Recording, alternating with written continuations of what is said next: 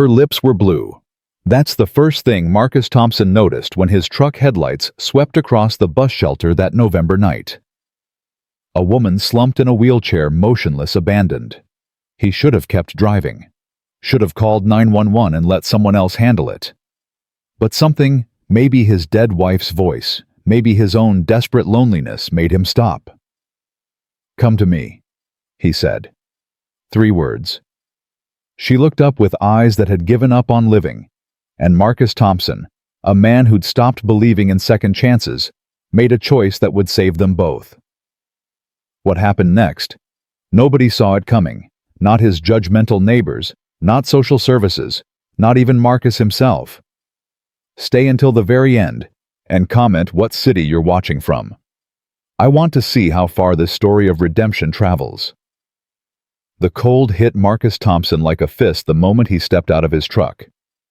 Not the kind of cold that made you shiver and hurry inside. The kind that found every gap in your coat, every weakness in your resolve. The kind that whispered in your ear that maybe you should have stayed home tonight. Chicago cold, November cold, the kind of cold that killed. He'd been on his way back from O'Hare picking up a rush delivery of auto parts that couldn't wait until Monday. Thompson Auto Repair didn't close just because it was 10:30 on a Friday night, not when mortgage payments were due, and his 12-year-old son needed new shoes every 3 months because kids grew like weeds. Marcus had learned to say yes to every job, every inconvenient hour, every chance to keep the lights on. The bus shelter appeared in his peripheral vision, illuminated by the single working streetlight on this stretch of South Cottage Grove Avenue. He almost didn't look. Almost kept his eyes forward, focused on getting home to Jordan, making sure the kid had done his homework, and hadn't spent the whole evening on that damn Xbox. But something made him turn his head. A wheelchair. Empty, he thought at first. Just abandoned property, the kind of thing you saw too often in this neighborhood. But then his headlights caught something else. Movement. Or rather, the absence of it. A figure slumped against the plexiglass wall of the shelter, head bowed, dark hair hanging forward like a curtain. Marcus's foot moved to the brake before his brain caught up. No. Keep driving. Not your problem.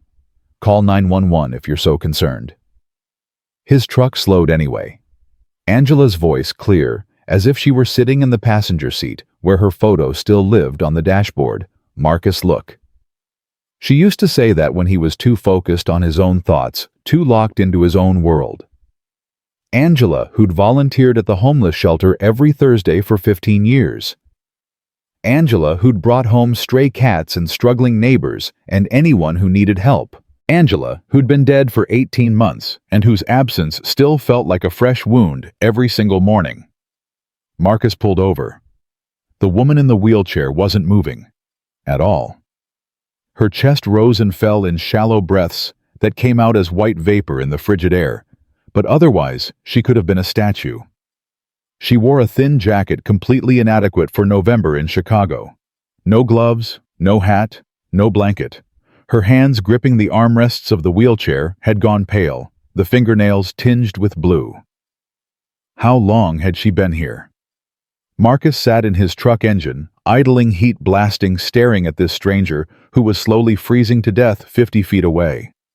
The last bus on this route stopped running at 9:30. It was nearly 11 now. 90 minutes, maybe more. Call someone. That's what you do. You call someone whose job it is to handle this. But Marcus had seen how fast emergency services responded in this part of the city. Seen how often the ambulances took their time when the address was south of 47th Street. Seen how someone else's problem became nobody's problem, became one more tragedy, became another statistic. He killed the engine and got out. The cold slammed into him harder now, without the truck's heater creating an artificial bubble of warmth. His breath came out in clouds. The wind cut through his work jacket like it wasn't even there. 15 degrees, the radio had said. With wind chill, it felt like 5. "Miss!" Marcus called out as he approached. His voice sounded too loud in the empty street. "Miss, you okay?" No response. Up close, he could see her more clearly. Young, maybe early 30s. white or Hispanic, hard to tell in the sodium-yellow streetlight. Her face was thin, angular, with high cheekbones and a pointed chin. Her lips had gone past pink, past pale, into that dangerous blue-purple that meant hypothermia wasn't a risk, it was already happening. "Miss," Marcus said again, closer now. He reached out and touched her shoulder gently. She jerked like he'd hit her with a cattle prod. Her head snapped up, eyes wide and wild, and for a second Marcus saw pure animal terror. The look of someone who'd been hurt before, who expected to be hurt again, who'd learned that strangers meant danger. "I'm sorry," Marcus said quickly, holding up both hands. "I didn't mean to scare you. You looked like you might need help." The woman stared at him. Her pupils were dilated, her focus sluggish. Definitely hypothermic. Marcus had seen it before in Iraq, when they'd done winter operations in the mountains. You got cold enough, your brain stopped working right. You made bad decisions. You sat down to rest and never got up. "I'm fine," she said. Her voice came out slurred thick, like her tongue wasn't working properly. "You're not fine," Marcus said. Not arguing, just stating fact. "You're freezing. How long have you been out here?" She looked away, didn't answer. "The last bus left over an hour ago," Marcus continued. "Next one doesn't come until 6 a.m. That's 7 hours. You can't stay here 7 hours." "I don't have much choice." Her words were clearer now, but there was an edge to them. Pride, Marcus recognized. The kind of pride that came from having nothing else left. "There are shelters," he said. "Not for me." She pulled the thin jacket tighter around herself, a gesture that would have been more effective if the jacket had been made of something warmer than windbreaker material. Most aren't wheelchair accessible. The ones that are, they're full. Or they don't take women after 7. Or they've got waiting lists months long. She recited the information flatly, like she'd said it 100 times before. "There's got to be somewhere," Marcus said. "You'd think." The woman looked at him, then really looked at him, and Marcus saw something in her eyes that made his chest tighten. Exhaustion that went beyond physical tiredness. The kind of exhaustion that came from fighting too long against impossible odds. "Look, I appreciate the concern, but you should go. I'll be fine." "You won't be fine. You'll be dead." The bluntness of it seemed to penetrate her fog. She blinked. "The temperature's dropping every hour," Marcus continued. "You're already hypothermic. I can see it. Another few hours out here you won't wake up." "Maybe that's the point." The words came out so quietly Marcus almost missed them. Almost. But he'd heard that tone before. In Iraq, from soldiers who'd seen too much. From his wife in those final days when the pain got so bad she'd stopped fighting. The sound of someone who'd run out of reasons to keep going. "How long have you been out here?" Marcus asked again. Gentler this time. The woman's jaw worked. For a long moment Marcus didn't think she'd answer. Then, "Since yesterday morning." Jesus Christ. Over 24 hours in the cold. "What's your name?" Marcus asked. "Why do you care?" "Because I'm trying to help you." "Nobody helps people like me." But even as she said it, her eyes filled with tears. She blinked them back angrily.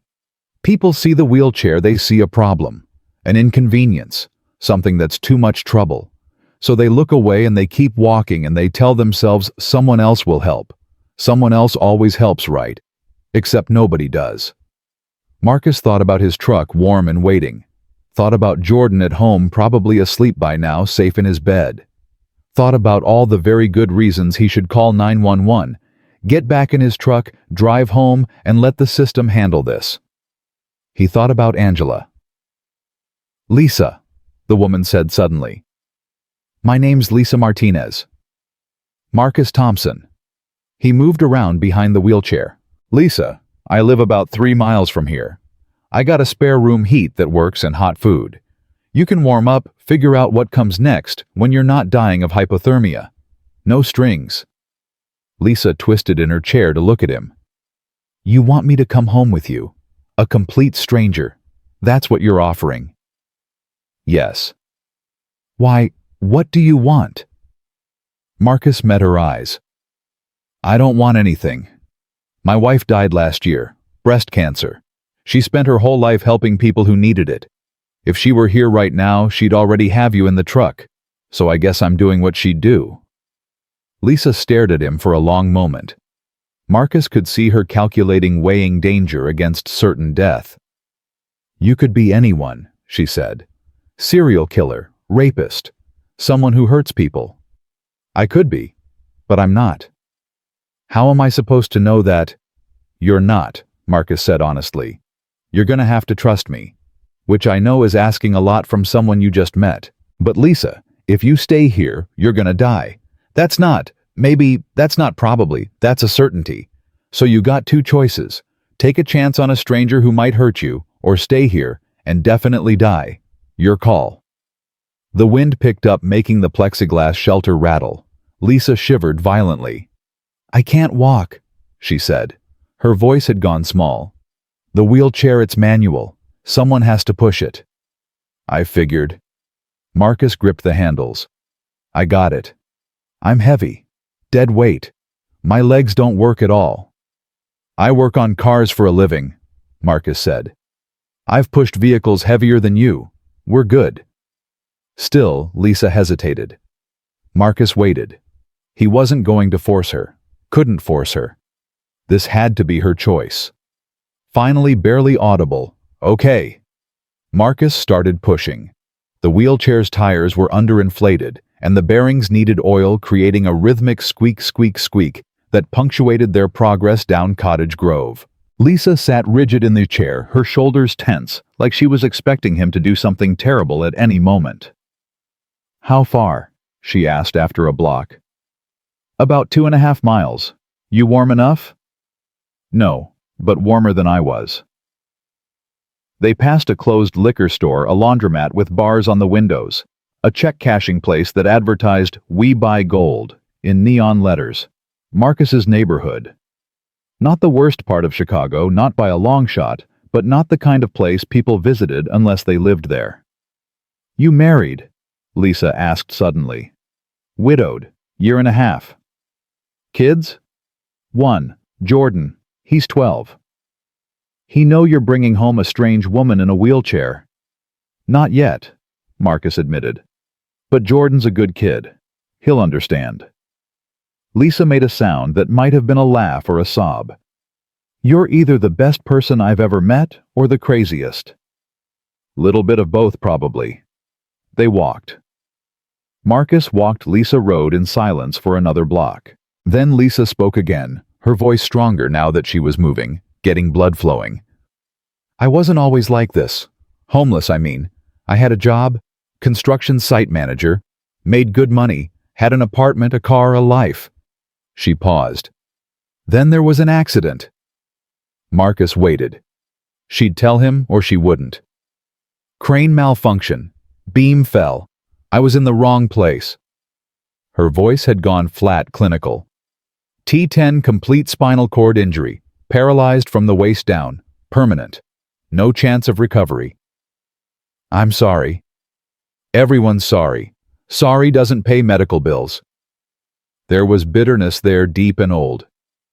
Company blamed me. Said I was negligent, that I'd approved faulty equipment. Wasn't true, but their lawyers were better than mine. Insurance denied the claim. I had some savings, but hospital bills ate through that in 3 months. Lost my apartment. Lost my car. Boyfriend left. Friends disappeared. Turned out I only mattered when I could walk. Marcus didn't know what to say to that, so he said nothing, just kept pushing. I tried the shelters, Lisa continued. But most aren't accessible. The ones that are, they're full, or they kick you out after 2 nights, or the other residents steal your stuff, because what am I gonna do? Chase them. I stayed with some people I knew from work for a while, but you can only impose so long before they make it clear you're not welcome. So I ended up at that bus stop. Thought I'd just rest for a bit. But then it got dark and cold, and I didn't have anywhere else to go, and I thought... She didn't finish the sentence.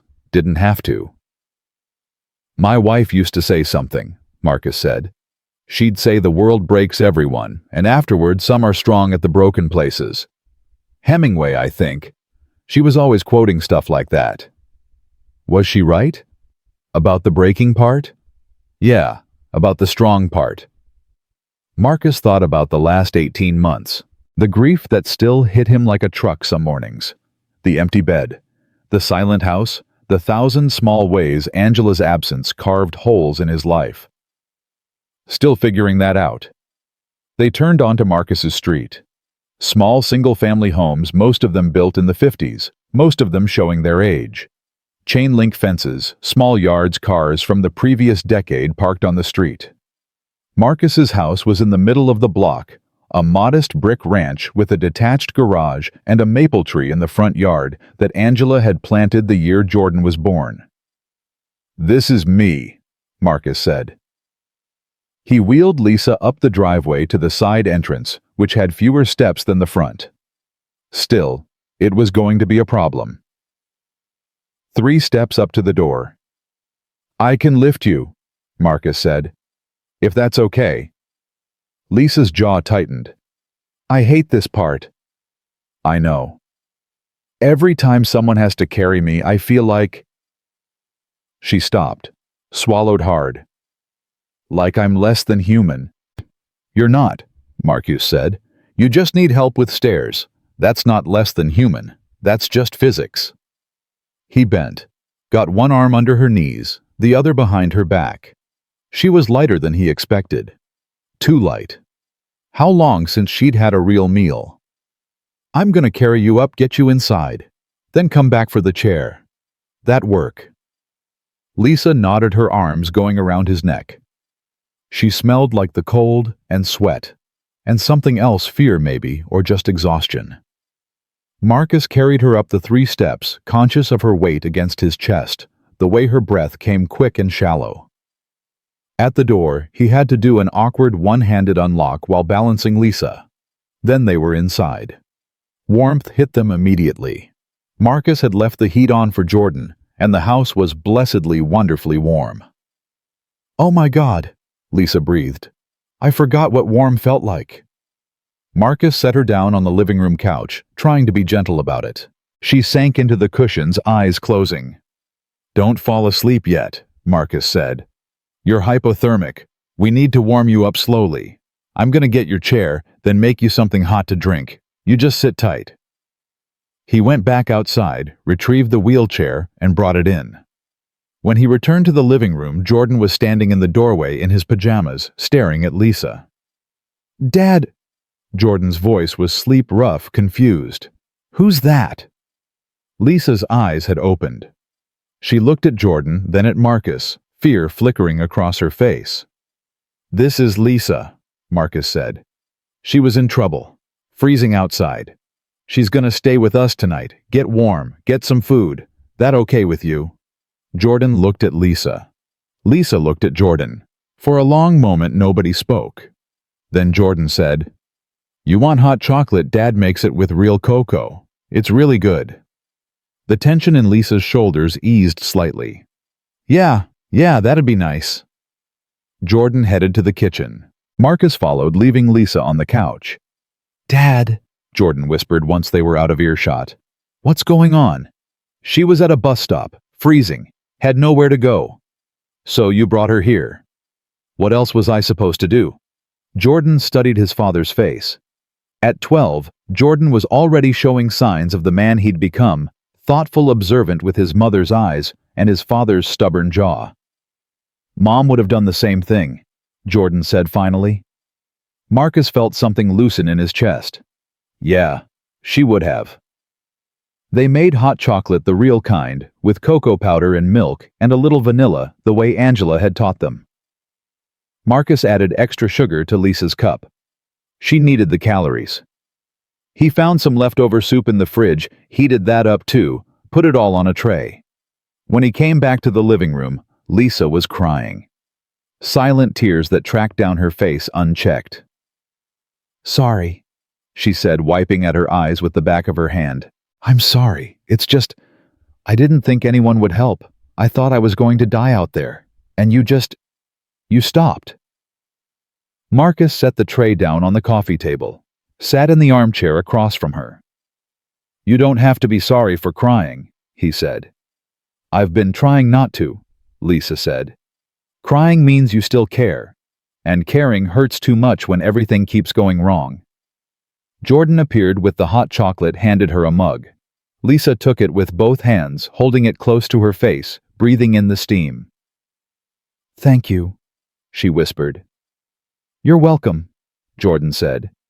Then, with the brutal honesty of 12-year-olds, "You look really cold." "I am. I was. I'm getting warmer now." Marcus brought her a blanket from the hall closet. Lisa wrapped it around herself, still shivering, but less violently now. She sipped the hot chocolate, and Marcus saw the moment the warmth hit her system. Her eyes closed, her breathing steadied, some of the tension leaving her face.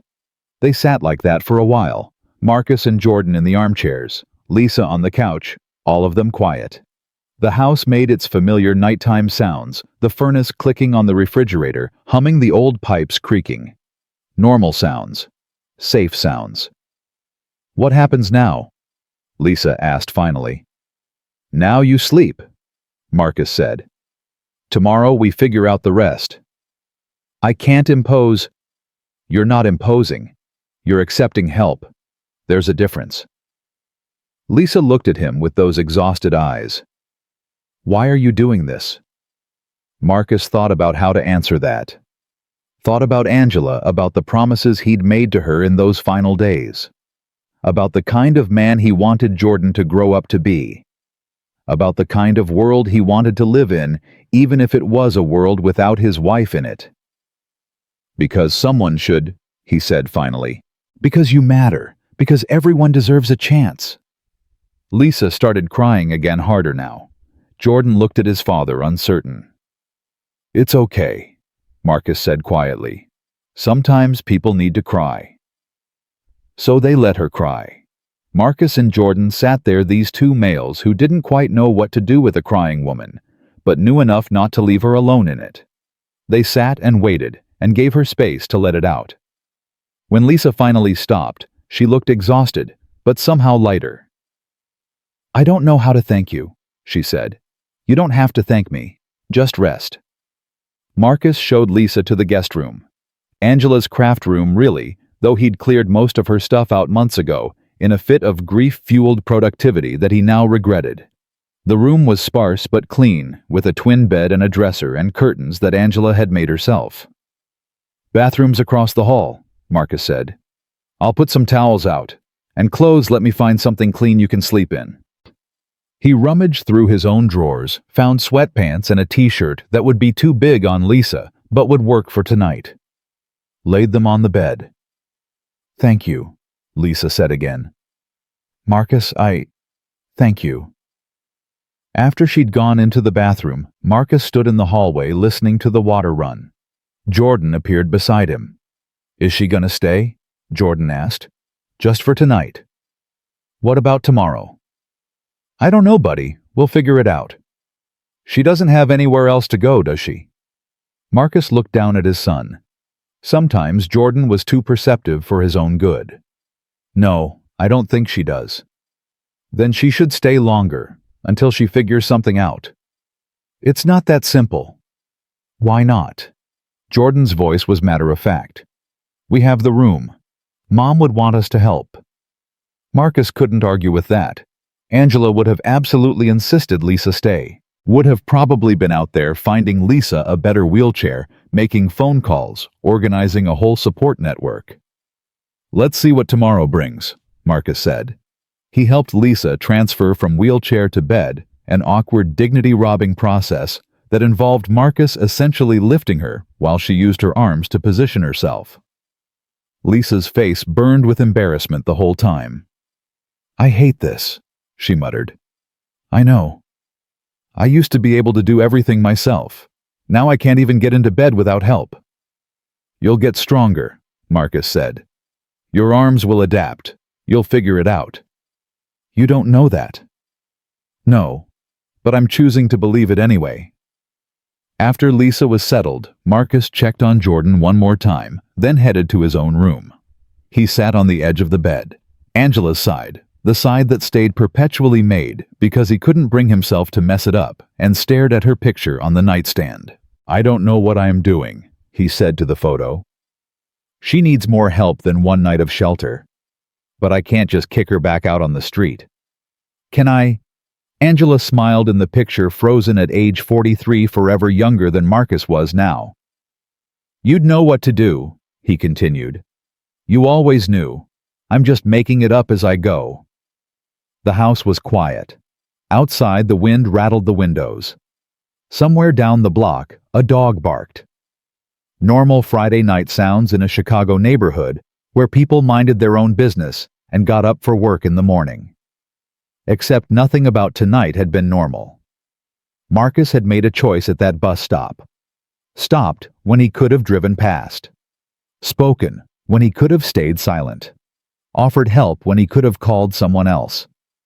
He'd made a choice, and now a stranger was sleeping in his guest room, and tomorrow would bring complications he couldn't predict. But as Marcus finally lay down in his bed in the dark staring at the ceiling, he couldn't make himself regret it. Sometimes you just had to stop. Had to see. Had to care. Even when it was inconvenient. Even when it was complicated. Even when you didn't know what came next. You just had to try. In the guest room, Lisa Martinez lay awake, warm for the first time in 36 hours, fed for the first time in longer than that, and safe for the first time in months. She stared at the ceiling. A stranger's ceiling in a stranger's house, dependent on the kindness of a man she'd met an hour ago. It should have terrified her. Instead, for the first time in 2 years, Lisa felt something she'd thought she'd lost forever: hope. Morning came with pale winter sunlight filtering through curtains Lisa didn't recognize. For a disorienting moment, she had no idea where she was. Then, memory crashed back: the bus stop, the cold, the stranger who'd stopped Marcus Thompson carrying her upstairs like she weighed nothing. His son offering hot chocolate at midnight. She was in someone's home. A stranger's home. She'd spent the night under a roof in a bed warm and safe. Lisa pushed herself upright, her arms doing the work her legs couldn't. The wheelchair sat beside the bed where Marcus had left it. She transferred herself over a process that had taken months to learn and still left her exhausted. Her arms trembled by the time she was seated. The smell of coffee drifted under the door. Voices: Marcus and Jordan talking quietly in what must be the kitchen. Lisa wheeled herself to the door, hesitated with her hand on the knob. What was she doing? She couldn't stay here. Couldn't impose on these people she didn't know. Marcus had helped her last night out of kindness. Maybe guilt, maybe some misplaced sense of obligation to his dead wife. But kindness had limits. It always did. She should leave. Get back to the bus stop, figure something else out. Except, she had nowhere to go, and no way to get there. Lisa opened the door. The house looked different in daylight. Small, but clean, lived in, but not cluttered. Photos on the walls.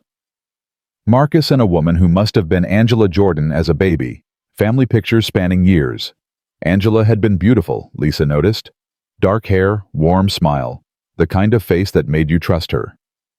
Lisa wheeled herself toward the kitchen, trying to be quiet, trying not to intrude more than she already had. "Morning," Marcus said when she appeared in the doorway. He stood at the stove, spatula in hand, wearing jeans and a flannel shirt. "You sleep okay?" "Better than I have in months," Lisa admitted. "Thank you, for everything. I should probably go." "Go where?" Lisa didn't have an answer to that.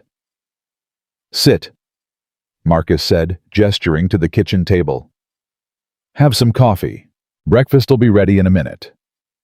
Jordan sat at the table doing homework, even though it was Saturday. He looked up when Lisa entered, gave her a small wave. "Hi," he said. "Dad's making pancakes. You like pancakes?" Yeah, I like pancakes." Marcus poured her coffee without asking, set it in front of her. "Cream sugar. Black's fine." She wrapped her hands around the mug, savoring the warmth. Marcus flipped pancakes with practiced ease, moving around the kitchen like a man who'd cooked 1,000 breakfasts. Jordan finished whatever math problem he was working on and closed his book. Dad says you were at a bus stop all night, Jordan said.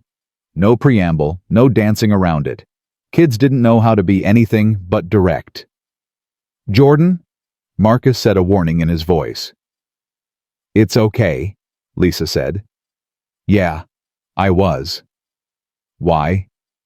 Jordan, that's not... I didn't have anywhere else to go, Lisa said. The truth, simple and brutal. I lost my home, lost my job. The shelters are full, or they're not accessible for wheelchairs, so I just ran out of options. Jordan processed this with the serious expression of a kid who understood more than he should about how unfair the world could be. That sucks, he said finally. Jordan, Marcus said again. What, it does?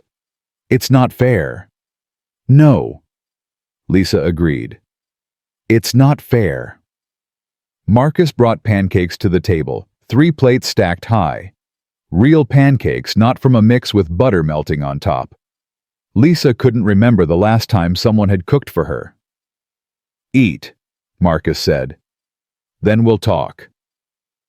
They ate in silence for a few minutes. The pancakes were good, better than good. Light and fluffy, just the right amount of sweetness. Lisa ate slowly, forcing herself not to devour them like the starving person she was. So, here's the situation, Marcus said when they'd finished. You need a place to stay. I got a guest room that's not being used. Bathrooms across the hall. We'll need to make some modifications to make it easier for you, but it's doable. Lisa set down her fork. Marcus, I can't just move in here. You don't even know me. True, but I know you need help and I can provide it. Seems pretty straightforward. Nothing about this is straightforward. I'm a complete stranger. You have a kid to think about. What if I'm dangerous? What if I steal from you? What if... Are you dangerous? Marcus asked. No, but... Are you planning to steal from me? Of course not. Then we're good. It's not that simple, Lisa insisted. People don't just take in homeless strangers. That's not how the world works. Maybe it should be, Jordan said quietly. Both adults looked at him. Mom used to say that, Jordan continued, that the world should work different than it does, that we should make it work different, one person at a time. Marcus's jaw tightened. Lisa saw grief flash across his face there and gone in a second. Your wife sounds like she was a good person, Lisa said softly. She was the best person, Marcus said. Way better than me. But she made me want to be better. And I think she'd want me to help you. So that's what I'm doing. For how long? Lisa asked. A day a week. I can't pay rent. I've got disability payments, but they barely cover food. I can't contribute financially. Can't clean the house because half of it's not accessible. Can't cook because I can't reach the stove. I'd just be a burden. Who says you'd be a burden? Marcus asked. Experience, Lisa said bitterly.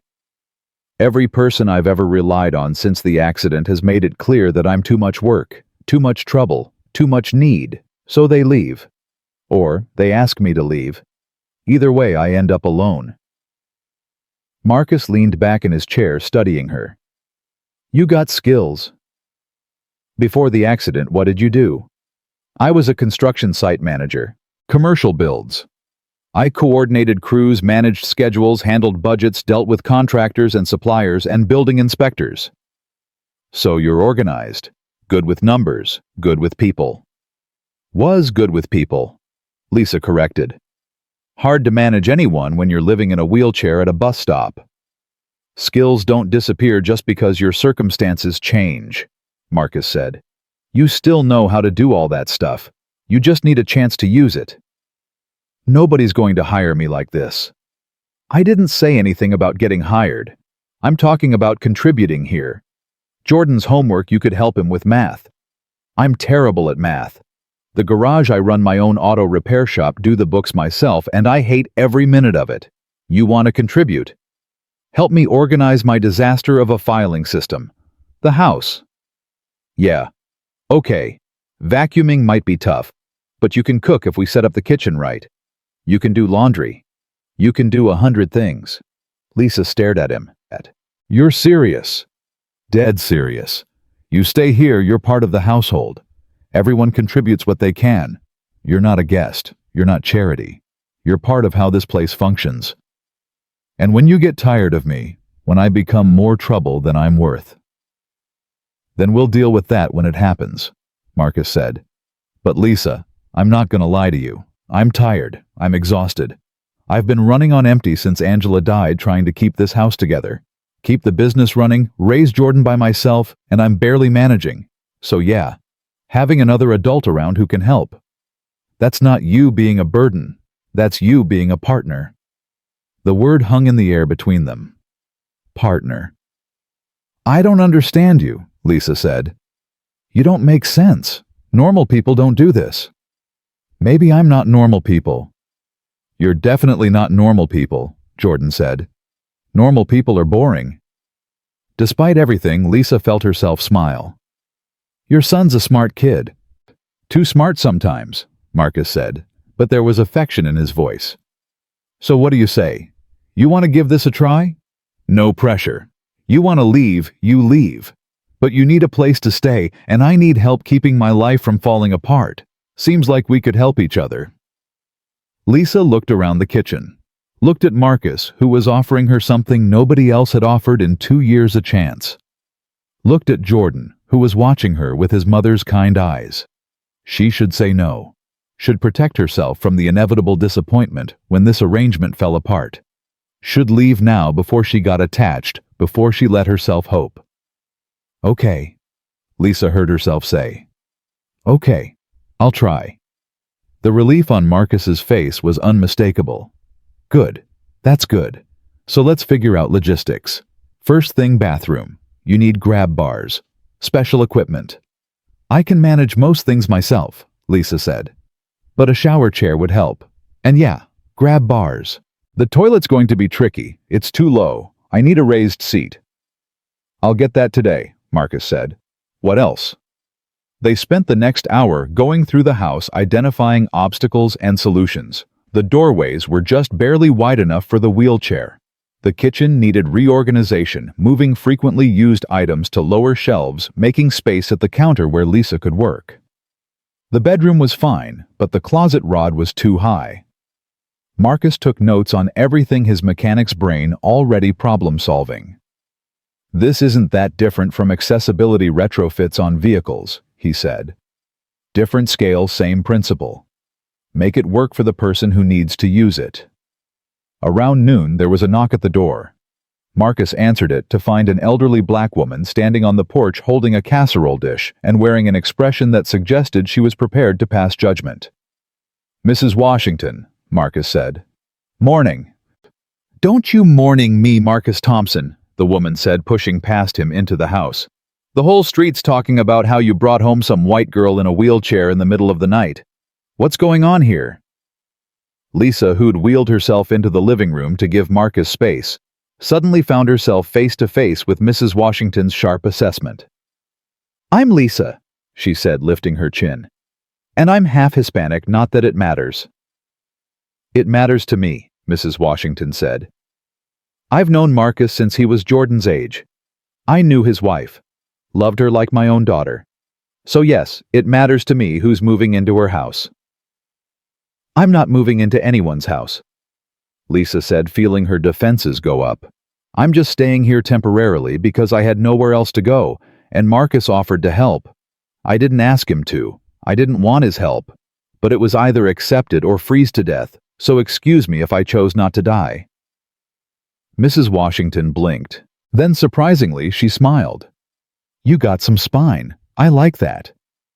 She set the casserole dish on the coffee table. Tuna noodle. You heat it at 350 for 30 minutes. And Lisa, I'm not trying to run you off. I'm trying to make sure Marcus knows what he's doing. This man's got a son to raise and a business to run. He don't need more complications. I'm aware I'm a complication, Lisa said quietly. Believe me, I'm aware. Mrs. Washington, Marcus said, his voice firm. I appreciate your concern, but this is my decision. Lisa needs help. I can provide it. End of story. Mrs. Washington looked between them, then sighed. Angela would have done the exact same thing. Probably already had this girl moved in, enrolled in school, and applying for jobs. She shook her head. Fine. But Marcus, you call me if you need anything. And Lisa, you hurt this family, you answer to me. Understood? Understood, Lisa said. After Mrs. Washington left, Marcus turned to Lisa. Sorry about that. Claudette means well, but she's protective. She loves you, Lisa said. That's not a bad thing. Yeah, but she's also the neighborhood information network. By tonight, everyone within 6 blocks will know you're here. Is that going to be a problem? Marcus shrugged. Might be. Might not be. People talk. That's what people do. Long as they're just talking and not causing actual trouble, I don't care. But Lisa could see the worry in his eyes. He was thinking about Jordan, about his reputation, about what people would say, about whether bringing her here had been a mistake. I can leave, Lisa offered again. If this is going to cause problems for you. No, Marcus said firmly. You're staying. People can think what they want. I know why you're here. Jordan knows. That's what matters. Jordan appeared from his room, oblivious to the tension. Dad, can Lisa help me with my history project? I have to write about someone who showed courage, and I was thinking about Mom, but I don't really remember enough details. Marcus's face did something complicated. You want to write about your mom? If that's okay. You always say she was brave. I want to know the stories. Marcus sat down heavily on the couch. For a long moment, he didn't speak. Then, your mom was the bravest person I ever knew. When she got diagnosed, the doctors said she had maybe a year. She lived for 3, fought every single day, never complained, not once. Even when the pain was so bad she couldn't sleep, she'd smile and tell me she was fine. His voice cracked on the last word. Dad. Jordan's voice was small, worried. I'm okay, Marcus said. Just miss her. Every damn day I miss her. Lisa felt like she was intruding on something private. She started to wheel herself back toward the guest room, give them space. Stay, Marcus said without looking at her. Please, Jordan. You want to know about your mom? Lisa's the same age Angela was when we met. Maybe she can help you understand. Woman's perspective. It was a gift, Lisa realized. Marcus was inviting her into their grief, trusting her with something precious. What do you want to know? Lisa asked Jordan softly. Jordan sat on the floor, pulling out his school notebook. The assignment says I have to describe a specific moment when the person showed courage, not just general courage. A specific time. Marcus thought for a moment. There was this one time. Jordan, you were maybe 4. We were at the grocery store and this guy started harassing the cashier. Young Muslim girl wearing a hijab. He was saying awful things, getting in her face. Everyone else just looked away, pretended it wasn't happening. What did Mom do? Jordan asked. She walked right up to him, looked him in the eye, said, Sir, you need to leave this young woman alone. He tried to intimidate her, got loud, got aggressive. Your mom didn't back down. She stood between him and that cashier until security came. Then she apologized to the girl, asked if she was okay, got the manager to make sure the guy was banned from the store. Marcus's voice was thick with memory and loss. That was Angela. She saw someone being hurt and she stepped in. Didn't matter that the guy was twice her size. Didn't matter that everyone else was too scared to help. She saw something wrong and she fixed it. Like you did last night, Jordan said, looking at Lisa. When you found Lisa. Yeah, Marcus said quietly. Like that. Lisa felt tears pricking her eyes. Your mom sounds incredible. She was, Jordan said. I wish I remembered her better. I know what Dad tells me, but my own memories are fuzzy. You were 7 when she died, Marcus said. It's okay that you don't remember everything. What matters is that you know she loved you. More than anything in this world, she loved you. They worked on Jordan's project for the rest of the afternoon. Marcus told stories, Jordan took notes, and Lisa helped organize his thoughts into something coherent. It was strange, this intimacy with strangers, but also somehow natural. Like she'd been part of this family for longer than one night. Evening came. Marcus ordered pizza because nobody felt like cooking. They ate in the living room watching some action movie Jordan had picked. Lisa felt exhaustion pulling at her, the kind that came from weeks of inadequate sleep, finally catching up now that she was somewhere safe. "You can go to bed," Marcus said, noticing her drooping. "You don't have to stay up on our account." "I don't want to be rude." "You're not being rude. You're being human. Go rest." Lisa wheeled herself to the guest room. Marcus followed, helped her transfer to the bed again. The process was still awkward, still embarrassing, but somehow less so than the night before. "Thank you," Lisa said when she was settled, "for everything, for helping me, for trusting me with your family's stories, for not making me feel like I'm an inconvenience." "You're not an inconvenience," Marcus said. "You're a person who needed help. There's a difference." After he left, Lisa lay in the darkness listening to the house settle around her. She heard Marcus and Jordan talking in the living room, their voices low and comfortable. Heard the TV shut off, heard footsteps in the hallway, heard doors closing for the night. She was in a stranger's home, dependent on his kindness, one bad decision away from being back on the street. But for the first time in 2 years, Lisa felt like maybe things could be different. Maybe this time help wouldn't evaporate. Maybe this time kindness wouldn't come with an expiration date. Maybe Marcus Thompson and his son really were different from everyone else who'd promised to help and then disappeared. Maybe, just maybe, she'd found something she thought she'd lost forever. A place to belong. Sunday morning, Lisa woke to voices outside her door. Not angry voices, but urgent ones. She wheeled herself out to find Marcus on the phone, his expression tight. "I understand that, but I can't just—" He stopped listening. "Fine. Monday morning. First thing. Yeah, thanks." He hung up, saw Lisa watching. "Problem?" she asked. "That was my insurance company. They're disputing a claim from 3 months ago. Want me to come in Monday with documentation I'm not sure I have." "What kind of documentation?" Marcus ran a hand over his face.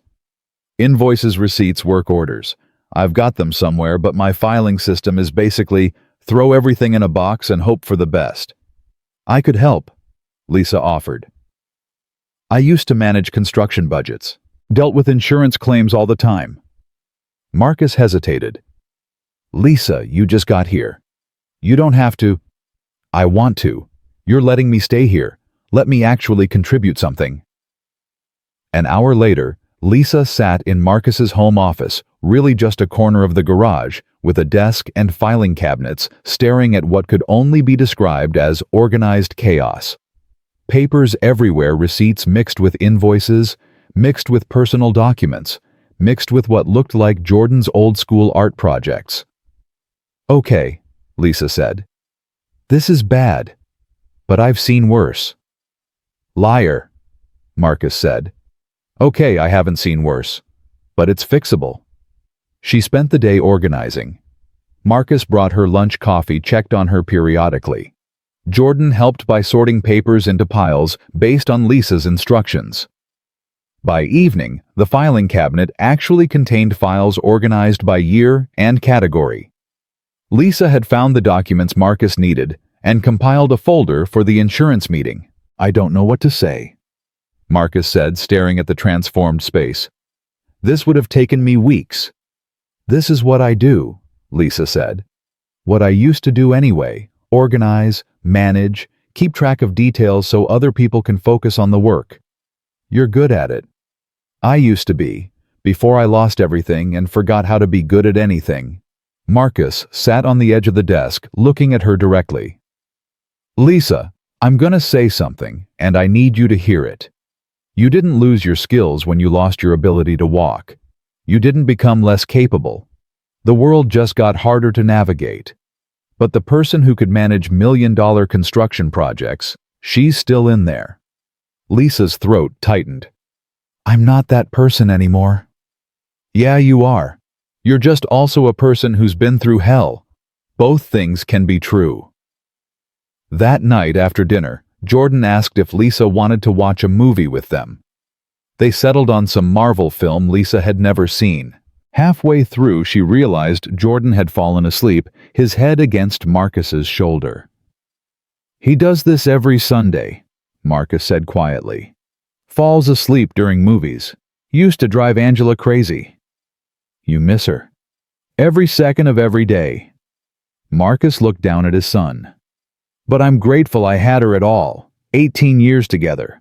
Not enough, but more than some people get. How do you do it? Lisa asked. Keep going after losing someone you loved that much. You just do. Because you don't have a choice. Because there's a kid who needs you.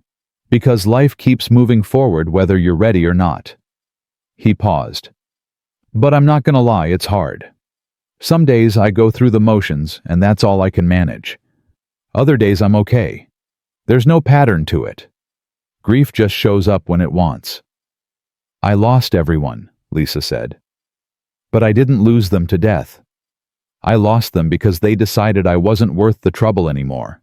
I don't know which is worse, losing someone who wanted to stay or being abandoned by people who chose to leave. Both hurt, Marcus said simply. Pain isn't a competition. They sat in comfortable silence for a while, watching the movie. Neither of them was really paying attention to. Marcus, Lisa said eventually. Why are you really doing this? And don't say because Angela would have wanted you to. I'm asking what you want. Marcus thought for a long moment. Honestly, I'm lonely. This house feels empty. Has ever since Angela died. Jordan's here, but he's 12. He's got his own life, his own friends, his own world. He doesn't need me like he used to. And I come home from work and the silence just eats at me. So yeah, having another person here, someone to talk to. Someone who makes this place feel less like a tomb. That's selfish on my part. That's me needing you as much as you need me. The honesty of it took Lisa's breath away. That's not selfish, she said. That's just being human. Maybe. Marcus shifted carefully, trying not to wake Jordan. All I know is that when I saw you at that bus stop, something in me just said, stop. And I did. And now you're here. And it feels right. I can't explain it better than that. I was going to die there, Lisa said quietly. That night. I'd decided. I was so tired of fighting and losing and fighting again. I thought maybe if I just let go it would finally be over. Marcus looked at her, really looked at her. But you didn't let go. No, because some stubborn mechanic stopped his truck and wouldn't take no for an answer. Glad I'm stubborn then. Jordan stirred, woke up confused. Movie over? Yeah, buddy, Marcus said. Time for bed. As Lisa wheeled herself back to the guest room that night, she heard Marcus and Jordan doing their nighttime routine, teeth-brushing goodnights. The quiet sounds of a family preparing for sleep. Normal sounds. Safe sounds. The sounds of home. She transferred herself into bed, pulled the covers up, and for the second night in a row, felt the unfamiliar sensation of security. Maybe this was temporary. Maybe it would fall apart. Maybe Marcus would realize she was too much trouble and ask her to leave. But tonight, she had a bed. She had warmth. She had two people who seemed to genuinely want her there. Tonight, that was enough. Tomorrow would bring whatever it brought. But tonight, Lisa Martinez was home.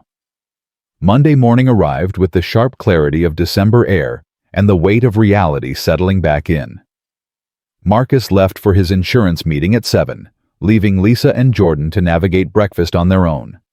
Jordan poured cereal while Lisa made coffee, both of them moving in the careful silence of people still learning each other's rhythms. You don't have to stay in the kitchen with me, Lisa said when she noticed Jordan lingering after he'd finished eating. I'm fine by myself. I know, but Mom always said eating alone makes food taste worse. Jordan rinsed his bowl, put it in the dishwasher.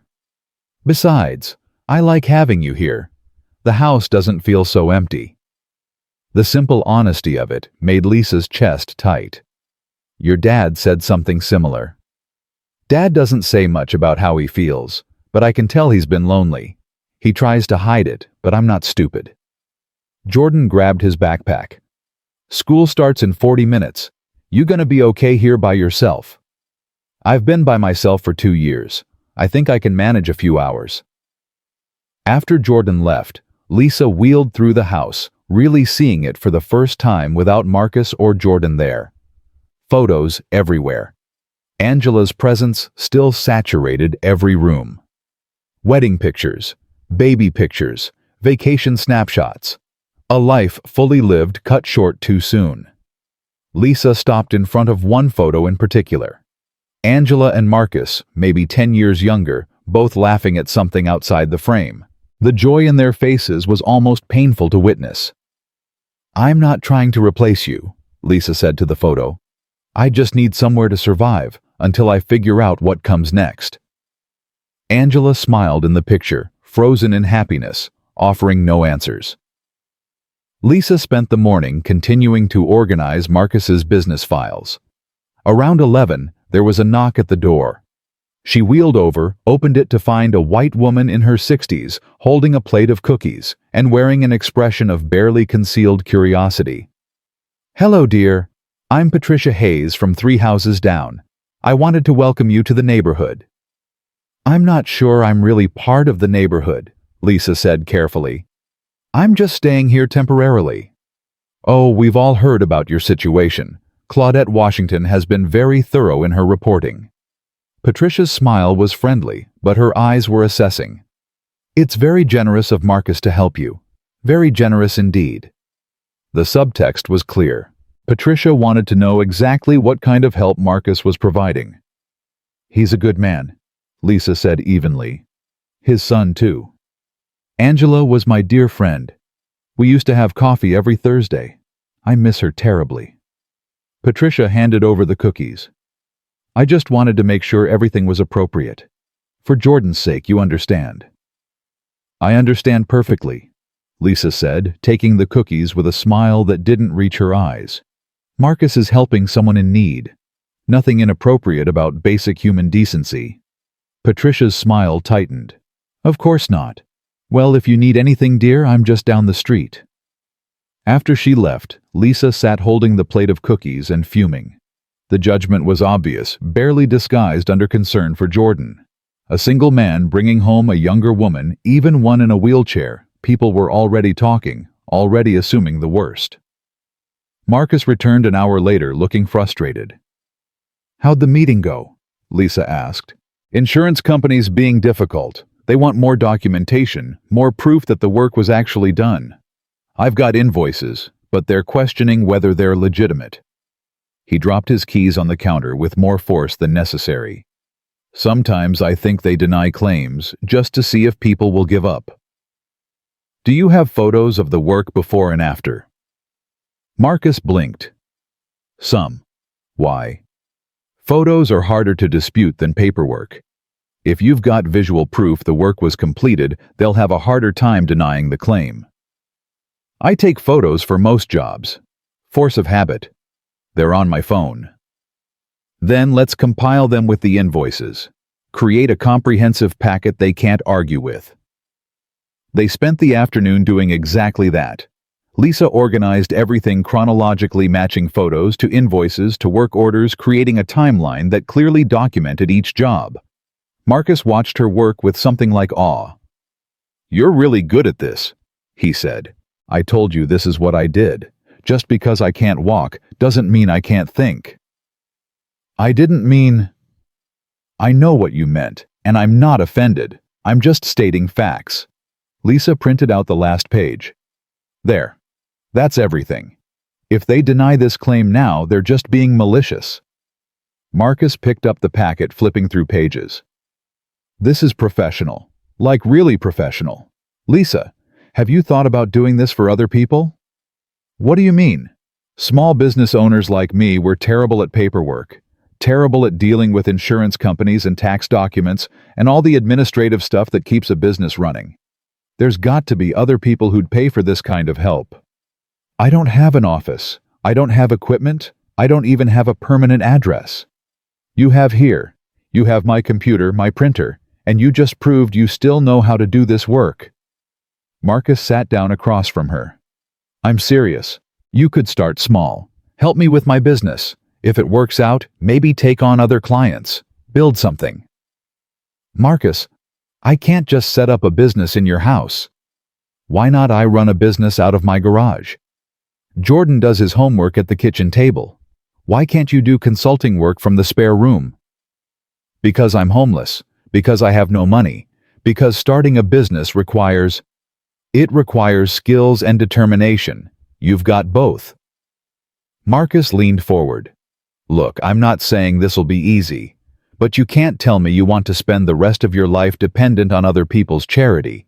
You want independence, you want to prove you're not a burden, then build something. Use what you know. Help people who need what you can offer. Lisa stared at him. The idea was ridiculous. Impossible. She was living in a stranger's guest room. She had nothing, she was nothing. Except she wasn't nothing. She knew things, could do things, had skills that didn't disappear just because her legs stopped working. I'd need a business license, she said slowly. Insurance, a tax ID number, all of that requires an address. Use this address. Marcus, I'm serious. You're living here. This is your address. Why shouldn't you use it? Because this isn't permanent, because you're going to get tired of me eventually, and I'll have to leave. And then what, I'll have a business registered to an address I don't live at anymore. Marcus was quiet for a moment. Then, what if it was permanent? Lisa felt her heart skip. What? What if you stayed long term? Not just until you figure something else out. Actually stayed. You can't be serious. Why not? It's working so far. You help with the house with Jordan with my business. I provide housing. We're both getting something out of this arrangement. People will talk, Lisa said. They're already talking. Patricia Hayes came by today with cookies and judgment. She made it very clear she thinks there's something inappropriate happening here. Let them talk. I know what's happening here, and so do you. That's all that matters. It's not all that matters. You have a son to think about, your reputation, your business. Having a woman living with you, even just platonically, people are going to assume things. Then let them assume. Jordan knows the truth. I know the truth. Anyone who matters knows the truth. Lisa wanted to believe him. Wanted to believe this arrangement could actually work long term. But she'd learned the hard way that kindness had expiration dates. Can we just take this one day at a time? She asked finally. Not plan 6 months ahead. Just see how it goes. Marcus nodded. One day at a time. But Lisa, I meant what I said about the business. Think about it. That evening, Jordan came home with a permission slip for a school field trip that cost $30. Marcus looked at the form, then at his wallet, calculating whether he could spare the money. I'll cover it, Lisa said. Both Marcus and Jordan looked at her.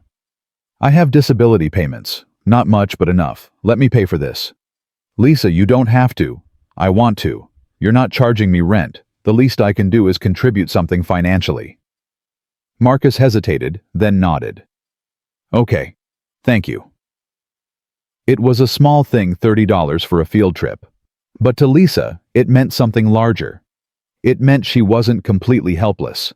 Wasn't completely dependent. Could contribute even in small ways. Jordan threw his arms around her in an impulsive hug. Thank you, Lisa. I really wanted to go, but I didn't want to ask Dad because I know money's tight. After he'd run off to his room, Marcus said quietly, He's getting attached to you. Is that a problem? I don't know. What happens if you leave?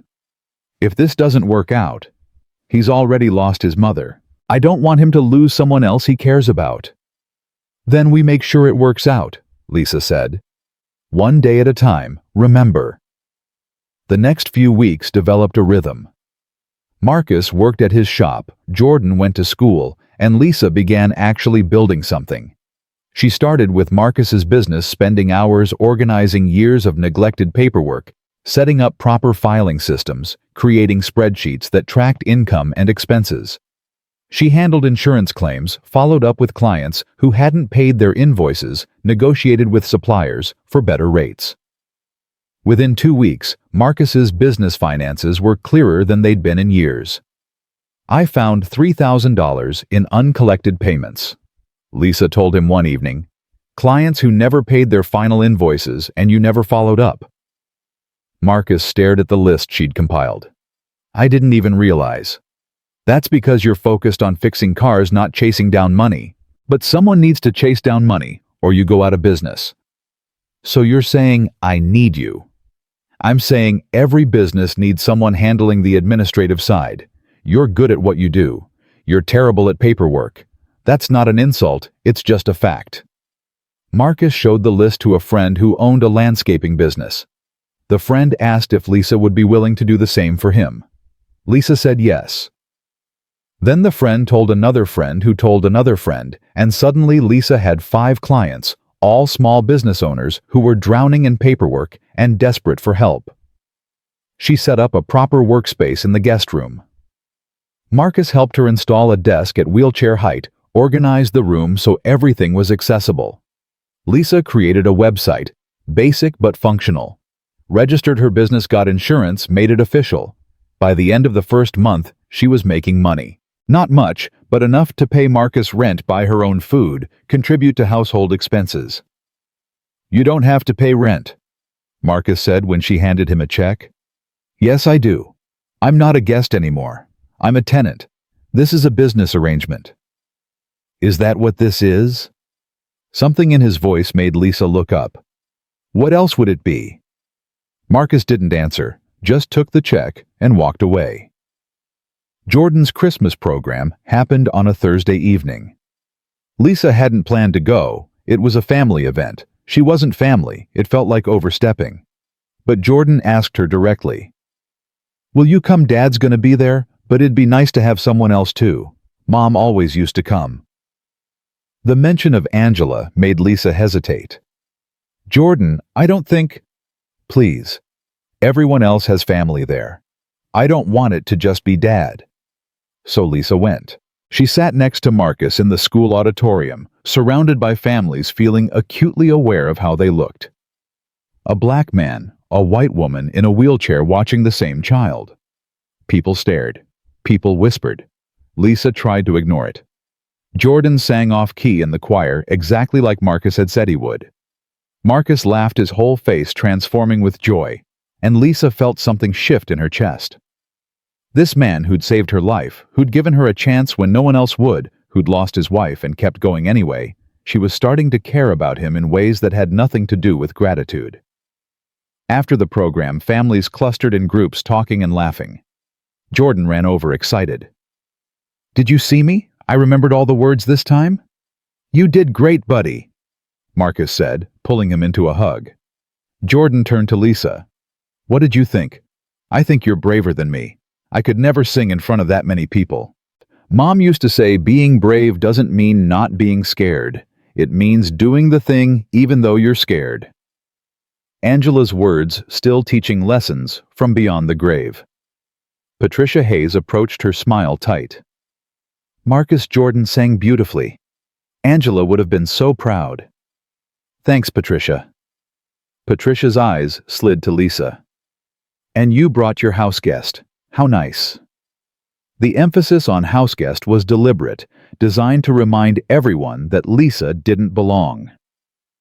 "Lisa's family," Jordan said suddenly fiercely. "She lives with us. She helps Dad with his business, and she helps me with my homework, and she's family." "Of course, dear," Patricia said, but her expression said otherwise. In the car on the way home, Marcus was quiet. Too quiet. "I shouldn't have come," Lisa said. People are talking. People are always talking. I don't care. You should care. For Jordan's sake, if not your own. Jordan just told the entire school your family. He clearly doesn't care what people think. He's 12. He doesn't understand the complications. Marcus pulled into the driveway, killed the engine, turned to face her. What complications? You live with us. You're part of our daily life.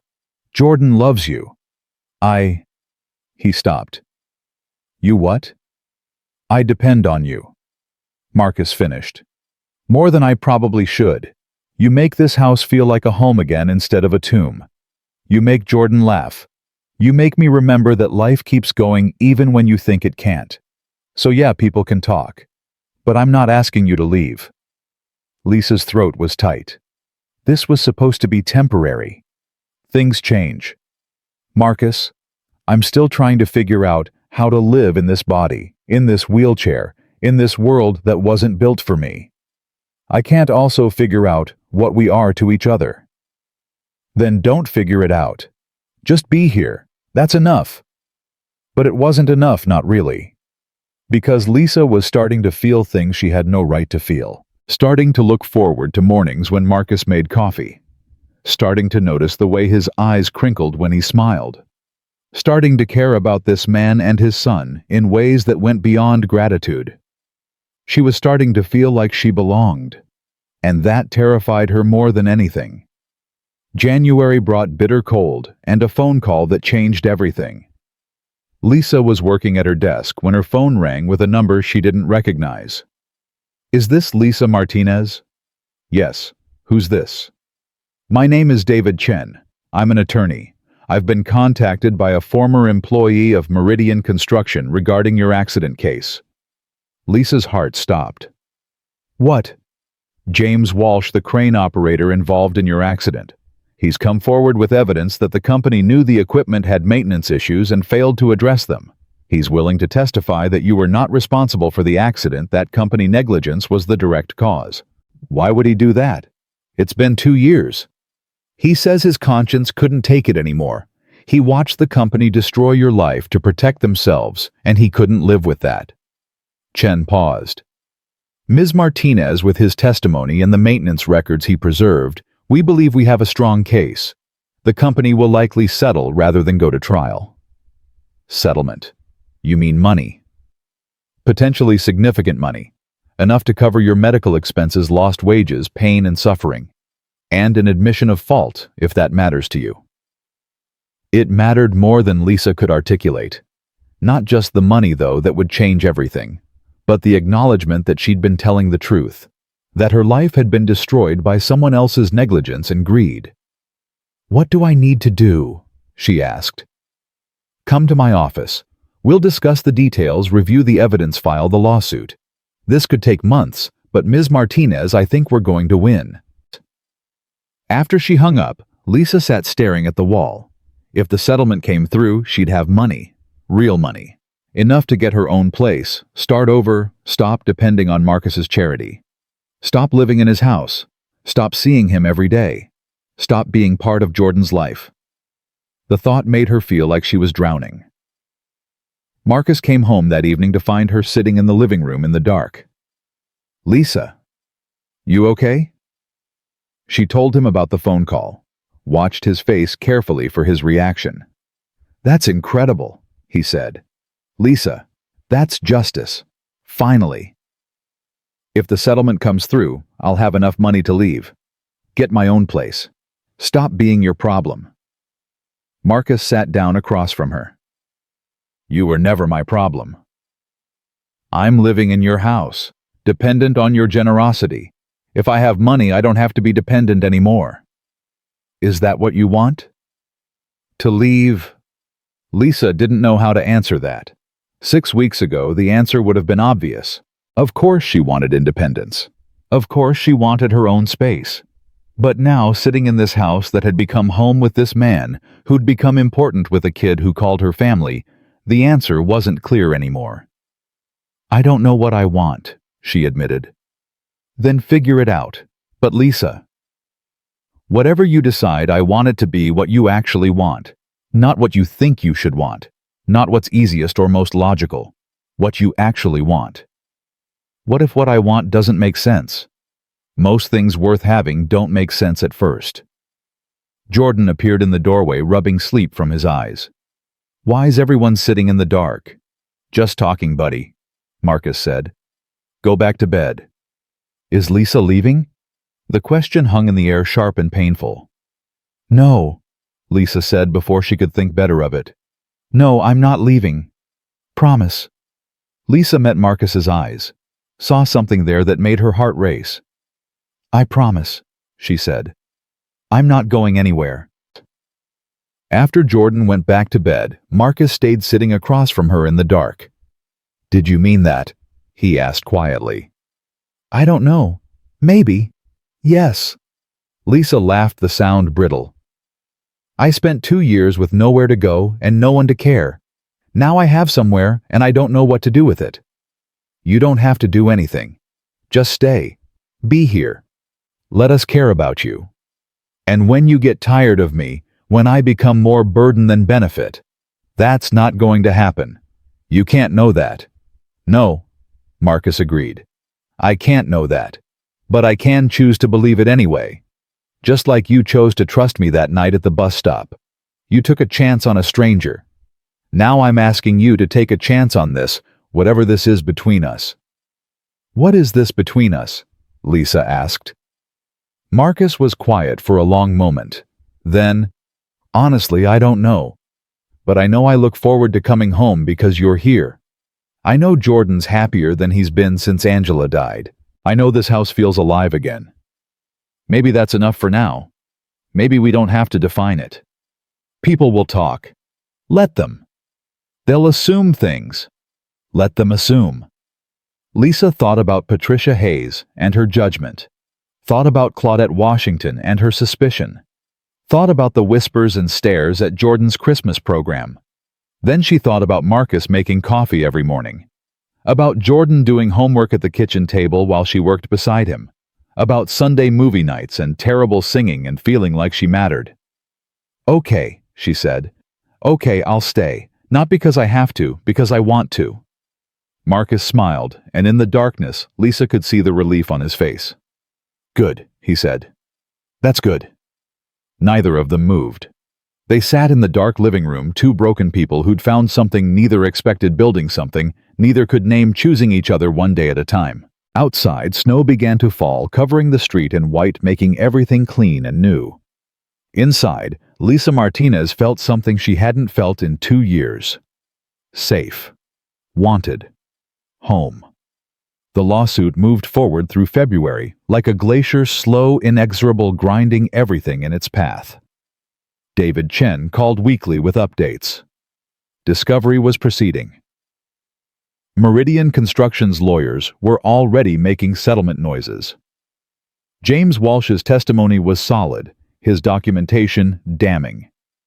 The company had known about the crane's maintenance issues for months and done nothing. Lisa sat through depositions where lawyers asked her to relive the worst day of her life in excruciating detail. Marcus drove her to every appointment, waited in lobbies with terrible coffee and old magazines, drove her home when she was too exhausted to speak. He never asked what happened in those rooms, just squeezed her hand and let her process in silence.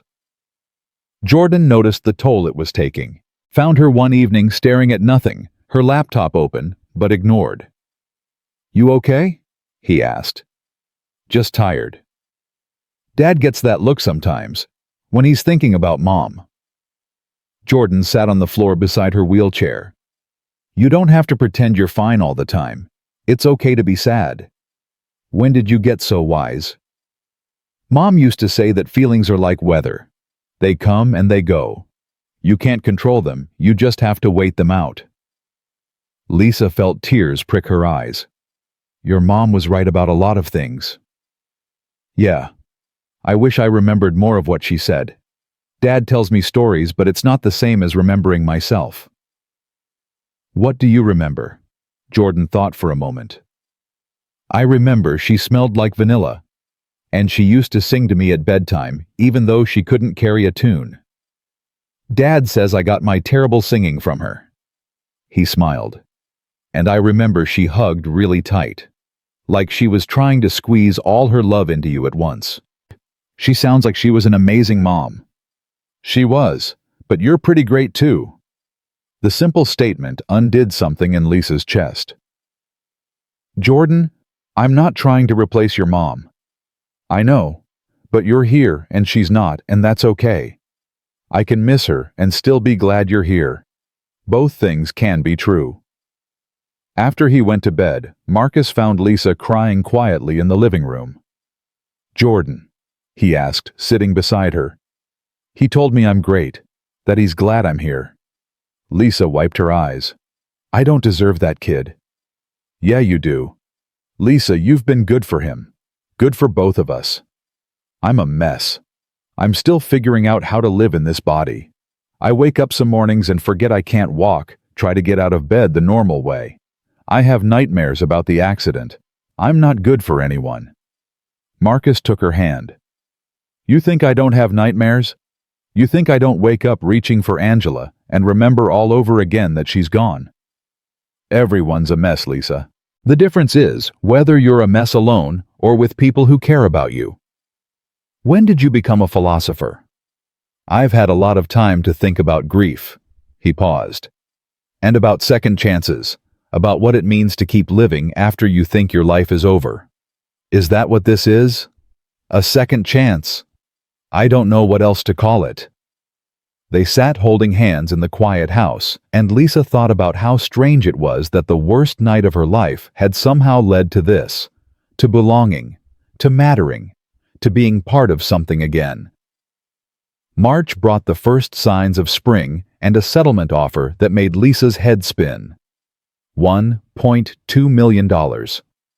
Meridian Construction would admit fault, pay her medical expenses, compensate for lost wages and pain and suffering, and issue a public apology. They're terrified of going to trial, David Chen explained over the phone. James Walsh's testimony would destroy them. They want this to go away quietly. What do you think I should do? Take it.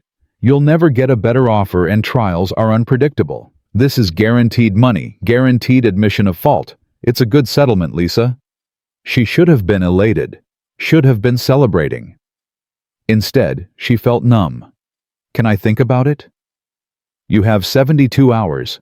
After that, they might reduce the offer. Lisa hung up and sat staring at her computer screen without seeing it. $1.2 million. Enough to buy a house, start over, build a life completely independent of anyone's charity. Enough to leave Marcus and Jordan. The thought made her sick. Marcus came home to find her still sitting there frozen. Lisa. They offered a settlement, $1.2 million. Marcus's eyes went wide. Jesus, Lisa, that's incredible. Yeah. You don't sound happy. I don't know what I am. She turned to face him. That money changes everything. I won't need to stay here anymore. I can get my own place, live independently, stop being your responsibility. Something flickered across Marcus's face. Is that what you want? I don't know. 3 months ago, yes. Absolutely. But now, she trailed off. Now I have a business here. Clients who depend on me. Jordan helps me with filing after school. Mrs. Washington brings me tea and gossip. Claudette taught me her pot roast recipe.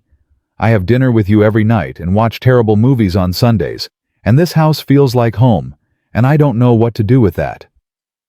Marcus pulled a chair over, sat down so they were eye level.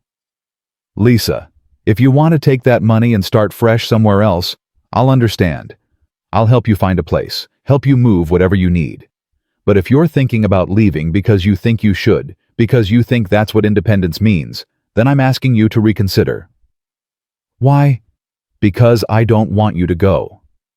The words came out raw, honest. Because somewhere between that bus stop and now you became important to me. Not as someone I'm helping, as someone I care about. Someone I need. Marcus, let me finish. I know this is complicated. I know people talk. I know we're not together in any conventional sense. But Lisa, You make this house feel alive. You make Jordan smile. You make me remember that there's more to life than just surviving day to day, and if you leave, I'll support that decision. But I'm asking you to stay, not because you need to, because I want you to." Lisa felt tears streaming down her face. "I'm scared." "Of what?" "Of caring about you, about Jordan, about this life we're building, because I've lost everything before. I know what it feels like when people decide you're not worth the trouble anymore. And if I let myself believe this is permanent, and then you change your mind, I'm not going to change my mind. You can't know that." "No," Marcus agreed. "But I can promise to try. I can promise to be honest with you. I can promise that if something's not working, we'll talk about it instead of me just asking you to leave. That's the best I can offer." "What if I take the money and stay anyway? What if I pay you real rent, contribute equally, make this an actual arrangement instead of charity?" "It was never charity, Lisa." "Then what was it?" Marcus was quiet for a long moment. Then, "It was me being selfish, wanting someone here, wanting to feel less alone, wanting to save someone because I couldn't save Angela. Maybe it started as helping you, but it became something else. It became us building something together, and I don't want that to end." "People will really talk if I stay after getting settlement money. They'll say I'm taking advantage of you." "I'm a grown man. I can make my own decisions about who lives in my house." "They'll say worse things than that. They'll say we're together, that there's something inappropriate happening." "Are we?" Marcus asked quietly. "Together?" Lisa's heart hammered. "I don't know. Are we? I don't know either. But I'd like to find out. If you're willing." The weight of it settled over Lisa. Marcus Thompson, who'd saved her life, who'd given her a home, who'd somehow become the most important person in her world, was asking her to stay. Not as a house guest or a tenant or someone he was helping. As someone he wanted. "I need to think about it," she said. "Take all the time you need." But thinking didn't help. Lisa spent 3 days going in circles. Logic said take the money and leave. Start fresh. Prove she could be independent. Not risk getting attached to something that might not last. Her heart said something different. Jordan found her on the 3rd day, still paralyzed with indecision. "Are you leaving?" he asked bluntly. "I don't know." "Do you want to leave?" "No.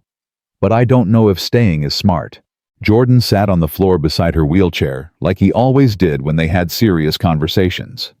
"When Mom was dying, she told me something. She said that being scared is okay. But don't let being scared stop you from living. She said she was scared of dying, but she was more scared of wasting whatever time she had left, being too afraid to enjoy it." "Jordan?" "I know you're scared. Dad's scared too. He doesn't say it, but I can tell. He's scared that if he cares about you too much, he'll lose you like he lost Mom. But he cares about you anyway, and I care about you. And if you leave because you're scared of maybe getting hurt, that's just another kind of wasting time." Lisa stared at this 12-year-old who somehow understood more about life than she did. "When did you get so smart?" "I've had good teachers." He stood up. "Just don't leave, okay? We need you here." That evening, Lisa called David Chen. "I'll take the settlement." "Excellent decision. I'll have the paperwork drawn up." After the call ended, she wheeled herself to the garage where Marcus was working on an engine music playing from an old radio covered in grease stains. "I'm taking the settlement," she said. Marcus straightened, wiped his hands on a rag. "Okay. And I'm staying here." Something in his expression shifted. Yeah, but I'm paying rent, market rate, and I'm contributing equally to household expenses, and this stops being you helping me and becomes us being roommates or housemates or whatever we want to call it." "Partners," Marcus said. "Let's call it partners." "Partners in what?" "In figuring out what comes next, in building something, in not being alone anymore." He stepped closer. "Lisa, I'm not good at talking about feelings. Angela used to get so frustrated with me because I'd bottle everything up. But I'm trying to be better. So I'm going to say this plainly. I care about you. More than I probably should given how we met. And I want you to stay because you make my life better. Not easier, actually, you make it more complicated. But better. More worth living. Lisa felt like she couldn't breathe. I care about you too. So much it scares me. Then we'll be scared together. That's not how it works. Why not? Who says we have to have it all figured out? Who says we can't just take this one day at a time and see where it goes? That's not practical. Practical is overrated. Marcus reached out, took her hand. Lisa Martinez, will you stay?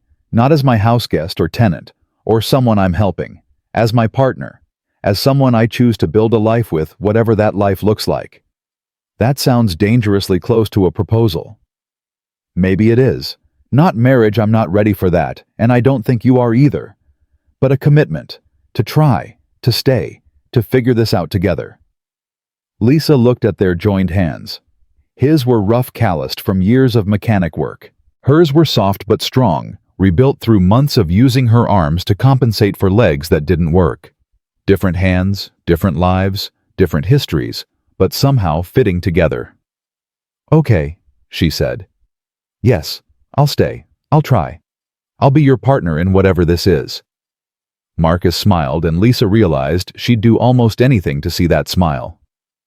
There's something else, she said. If I'm staying, if we're doing this, I need to know about Angela. I need to know if I'm competing with a ghost. If you're always going to be comparing me to her.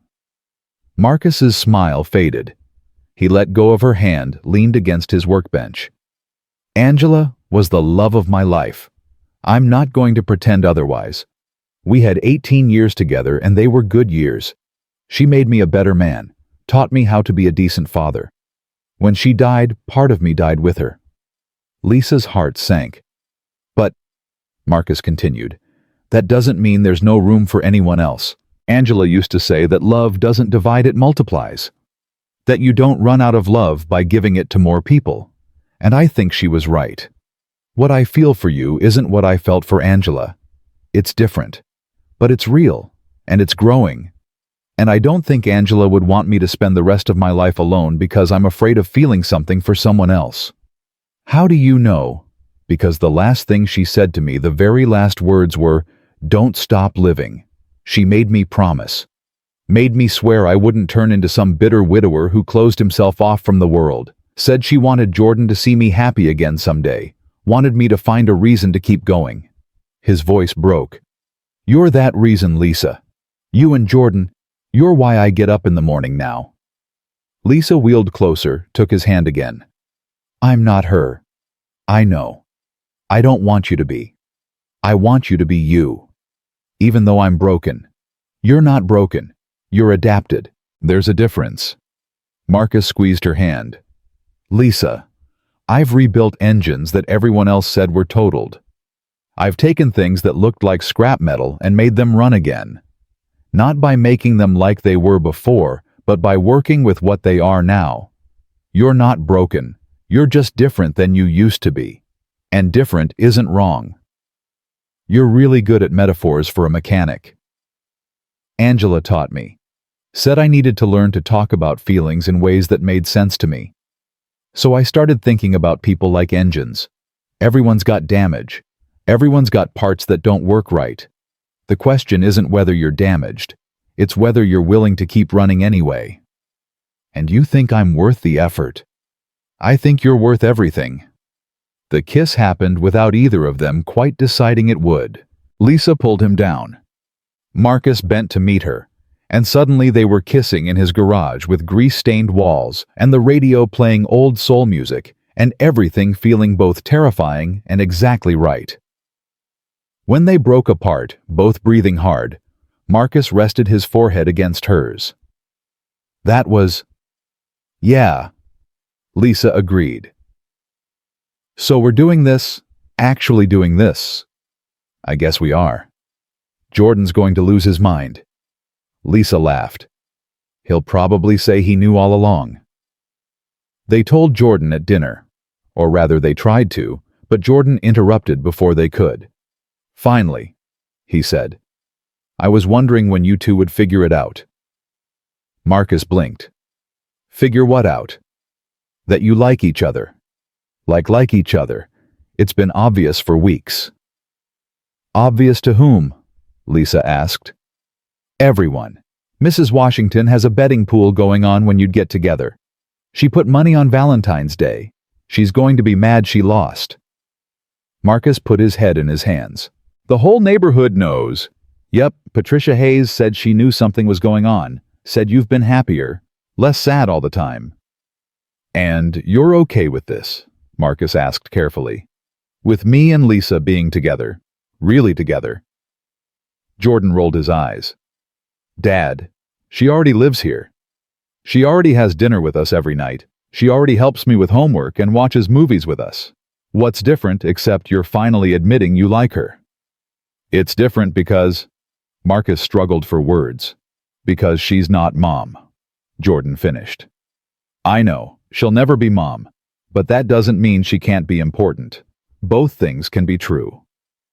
Lisa felt tears threatening again. This kid who'd already lost so much was giving them permission. Giving her permission to be part of his family. Come here, she said. Jordan came over and she pulled him into a hug. Thank you, she whispered. For being okay with this. For being okay with me. Your family, Jordan said simply. That's all that matters.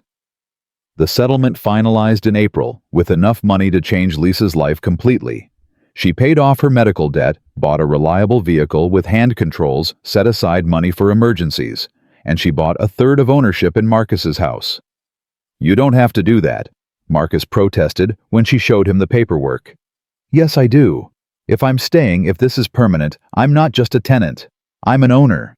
We're partners, remember, equal partners. But the house is paid off. You're basically paying me for something I already own. Then put the money toward Jordan's college fund. Put it toward expanding your business. I don't care. But I'm not living here on your charity. Marcus looked at the papers, then at her. You're really staying. I'm really staying. Even though people talk, let them talk. Even though this is complicated. Everything worth having is complicated. Marcus signed the papers. Lisa became a legal co-owner of the house she'd once entered as a desperate stranger. They celebrated with takeout Chinese and a movie Jordan picked that was far too violent for a 12-year-old. But Marcus allowed anyway, because it was a special occasion. That night, after Jordan went to bed, Marcus and Lisa sat in the living room, like they had that first night when she'd asked him what happened next. So what does happen next? Lisa asked. I don't know. What do you want to happen? I want this, whatever this is. I want to keep building our business. I want to watch Jordan grow up. I want to prove to everyone who abandoned me that I'm not broken or helpless or worthless. You've already proven that. Maybe. But I want to keep proving it. Every single day. Marcus took her hand. I want this too. All of it. You, Jordan, the life we're building. It's not what I expected. Not what I planned. But it's good. It's really good. Even though I cannot walk. Lisa, I need you to hear this. Your wheelchair isn't a flaw I'm overlooking. It's just part of who you are. Like my terrible singing, or Jordan's inability to match his socks. It's a characteristic, not a tragedy. The world doesn't see it that way. The world's wrong about a lot of things. Marcus shifted closer. Besides, you're the most capable person I know. You rebuilt my business finances. You're building your own consulting firm. You help Jordan with homework I can't understand. You make a house that felt dead feel alive again. So no, I don't care that you can't walk. I care that you're here. Lisa leaned against him, feeling the solid warmth of another person, the comfort of not being alone. I love you, she said. The words slipped out before she could stop them. Marcus went very still. Then, say that again. I love you. I don't know when it happened. Maybe that first night when you stopped at the bus stop. Maybe when you carried me up those stairs. Maybe gradually, day by day, until one morning I woke up and realized I couldn't imagine my life without you in it. But I love you, Marcus Thompson. And I'm terrified of loving you because everyone I've ever loved has left. I'm not leaving, Marcus said fiercely. Lisa, I'm not going anywhere. I love you too. God help me, I do. And it scares the hell out of me because I didn't think I could feel this way about anyone except Angela. But you're not Angela. You're you. And I love you for exactly who you are. They kissed again, slower this time, deeper, both of them shaking with the weight of what they'd just admitted. When they broke apart, Lisa was crying. Happy tears? Marcus asked. Terrified tears, happy tears, relieved tears, all of them at once. That's a lot of tears. I'm a complicated person. Good thing I like complicated. They stayed up talking until nearly midnight, making plans they'd been too scared to make before. Lisa would convert the garage into a proper office for her business. Marcus would hire someone to help at the shop so he could spend more time at home. They'd take Jordan to visit Angela's grave, tell her about how life had changed. They'd be honest with the neighbors about their relationship, instead of letting speculation run wild. They'd build something together. Not perfect, not simple, but real. As Lisa wheeled herself to bed that night, her bed in her house in the life she'd built from nothing, she thought about that moment at the bus stop, when Marcus had said 3 words that saved her. Come to me. She'd come. She'd stayed. She'd built something from the ashes of her old life. And somehow, impossibly, she'd found home. Summer arrived with the kind of heat that made Chicago shimmer and brought the neighborhood out onto porches and stoops. Lisa's business had grown to 12 clients, all small business owners who needed someone to untangle their administrative chaos. She'd hired an assistant, a young woman named Keisha, who was studying business administration at the community college and needed flexible hours.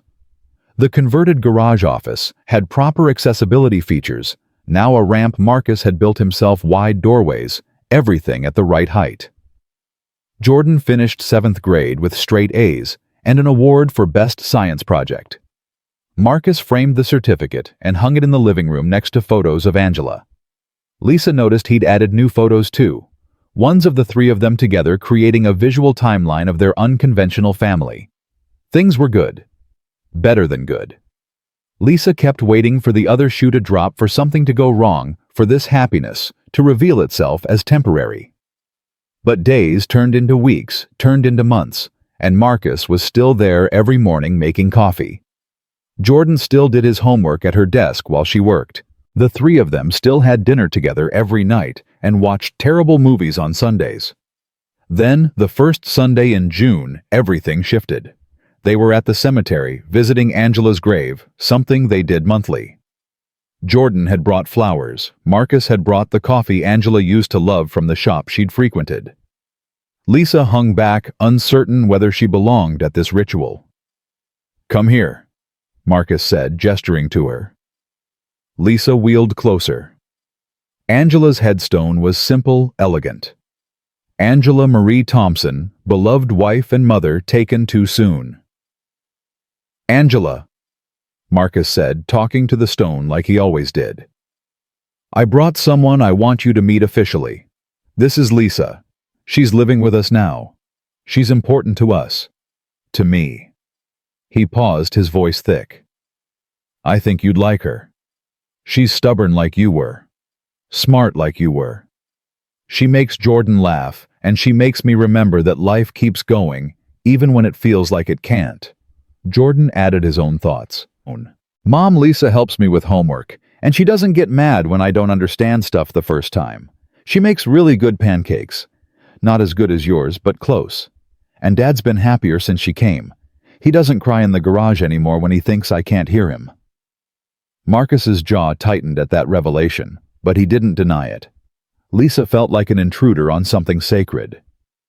But Jordan reached for her hand, grounding her. I'm sorry I never got to meet you, Lisa said to the headstone, feeling ridiculous talking to stone but doing it anyway. Jordan and Marcus tell me stories about you. You sound like you were an incredible person. I'm not trying to replace you. I just want you to know I'm taking care of them. Both of them. as best I can." The wind rustled through the trees, carrying the scent of cut grass and summer heat. Marcus put his arm around Jordan, pulled Lisa's wheelchair closer, so the three of them formed a unit. "I miss you," Marcus said quietly. "Every day I miss you, but I'm okay. We're okay. I hope you understand that. I hope wherever you are, you're not angry that I found someone else to care about." They stayed a few more minutes, then headed back to the car. In the parking lot, Marcus stopped. "Lisa, there's something I need to ask you." "Okay?" "Not here. At home." The drive back was quiet, charged with some unnamed tension. Jordan kept looking between them, picking up on something but not sure what. At home, Marcus asked Jordan to give them a few minutes. "Am I in trouble?" Jordan asked. "Nobody. I just need to talk to Lisa about something." After Jordan disappeared into his room, Marcus turned to Lisa with an expression she couldn't read. "What's wrong?" she asked. "Nothing's wrong. Everything's right. That's the problem." Marcus ran a hand over his face. "Lisa, we've been dancing around something for months now. We say we're partners. We say we're together. But we're not really defining what that means. Does it need definition?" "Yes, because I'm 58 years old and you're 32, and people are already talking about us living together. If we're going to do this, if we're going to really be together, I want it to be official. I want it to be real." Lisa's heart hammered. "Marcus, what are you saying?" He pulled a small box from his pocket. Lisa's breath stopped. "I'm saying marry me. Not because it's practical or convenient or solves problems. Because I love you. Because you're the first person I think about when I wake up and the last person I think about before I sleep. Because Jordan loves you. Because this house is our home, and I want it to officially be our home." "Marcus, I know this is fast. I know it's complicated. I know people will judge. But Lisa, I spent 2 years barely surviving after Angela died. You made me want to live again. And I don't want to waste whatever time we have being careful or scared or worried about what other people think." Lisa stared at the box. "Open it."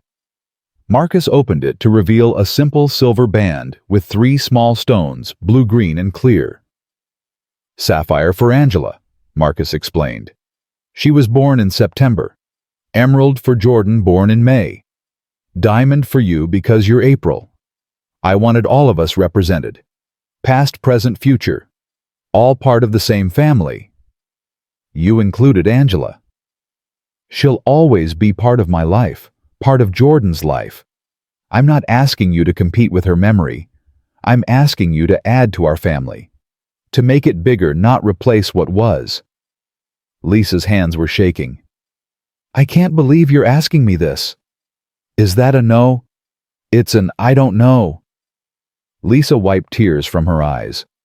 "Marcus, I'm in a wheelchair. I'm always going to be in a wheelchair. That means complications, accessibility issues, medical expenses. I'm not going to get better or be fixed or suddenly walk again. This is permanent." "I know." "And you're okay with that, really okay, not just saying you're okay because you feel sorry for me." Marcus knelt down so they were eye level. "Lisa Martinez, I don't feel sorry for you. I admire you. You survived something that would have broken most people. You built a business from nothing. You've become part of our family. You make me laugh and you call me out when I'm being stubborn, and you love Jordan like he's your own. So no, I don't feel sorry for you. I feel lucky that you're here." People will say terrible things. They'll say you're having a midlife crisis. They'll say I'm taking advantage of you. They'll say it's inappropriate that there's too big an age gap, that I'm just with you for security. Let them say whatever they want. I know the truth. You know the truth. That's all that matters. Jordan. Jordan will be thrilled. I already asked him how he'd feel about me proposing. He said, and I quote, "Finally Dad gets his head out of his butt." Despite everything, Lisa laughed through her tears. He did not say that. He absolutely did. Kids got no filter. Lisa looked at the ring, at Marcus kneeling beside her wheelchair, at the life they'd built together from broken pieces. 6 months ago, She'd been dying at a bus stop. Now someone was asking her to marry him. "I'm scared," she admitted. "Me too. What if I'm a terrible wife? What if I can't do the things wives are supposed to do? What if—" "Lisa, stop. You're already doing all the things that matter. You're here, you're present, you care. That's what matters. I've never been married before. I don't know how. Neither does anyone else on their first time. We'll figure it out together." Lisa looked at him, this man who'd saved her life and then given her a reason to live it. Who'd seen her at her worst and decided she was worth loving anyway. Who'd opened his home and his heart and his family. "Yes," she said. "Yes, I'll marry you." Marcus's face broke into the biggest smile Lisa had ever seen. He took the ring from the box with shaking hands, slid it onto her finger. It fit perfectly. "You already knew my ring size. I've been planning this for a month. Asked Keisha to sneak one of your rings from your jewelry box so I could get it sized right." Sneaky. Strategic. Marcus kissed her soft and sweet and full of promise. "I love you." "I love you too, even though you're old." "I'm not old, I'm experienced." "You're 58. That's objectively old." "You're going to be a nightmare wife, aren't you?" "Absolutely." They told Jordan together. He took one look at Lisa's hand, whooped so loud the neighbors probably heard, and launched himself at both of them in an enthusiastic hug that nearly knocked Lisa's wheelchair backwards. "I knew it. I told Mrs. Washington it would happen before summer ended. She owes me $5. "You bet on us?" Lisa asked. "Everyone bet on you. The whole neighborhood's been watching this unfold like it's a TV show." Marcus groaned. "That's mortifying." "That's community," Jordan corrected. "Everyone's invested in your happiness. They want this to work out." "Even Patricia Hayes?" Lisa asked skeptically. "Okay, maybe not Patricia Hayes, but everyone else." News of the engagement spread through the neighborhood with remarkable speed. Mrs. Washington appeared within an hour, carrying a bottle of champagne and wearing a smile that said she'd seen this coming from the start. "About time," she declared, pulling Lisa into a hug that nearly lifted her from her wheelchair. "I told Marcus months ago that you were good for him. Told him Angela would approve. Glad he finally listened to reason." Claudette appeared next, followed by other neighbors Lisa had gradually gotten to know. Even Patricia Hayes showed up, though her congratulations were stiff. "I hope you'll be very happy," Patricia said in a tone that suggested she hoped no such thing. "It's certainly unconventional." "Patricia," Mrs. Washington said sharply, "if you can't be genuinely happy for them, you can leave. I'm just saying Angela hasn't been gone that long." "Angela's been gone 2 years," Marcus interrupted, his voice firm. "And she made me promise not to spend the rest of my life alone. Lisa makes me happy. She makes Jordan happy. That's all that matters." Patricia left shortly after, her disapproval hanging in the air, but everyone else stayed celebrating with impromptu food and drinks and stories. Lisa found herself surrounded by people who genuinely seemed happy for her, who'd watched her transform from desperate stranger to neighbor to family.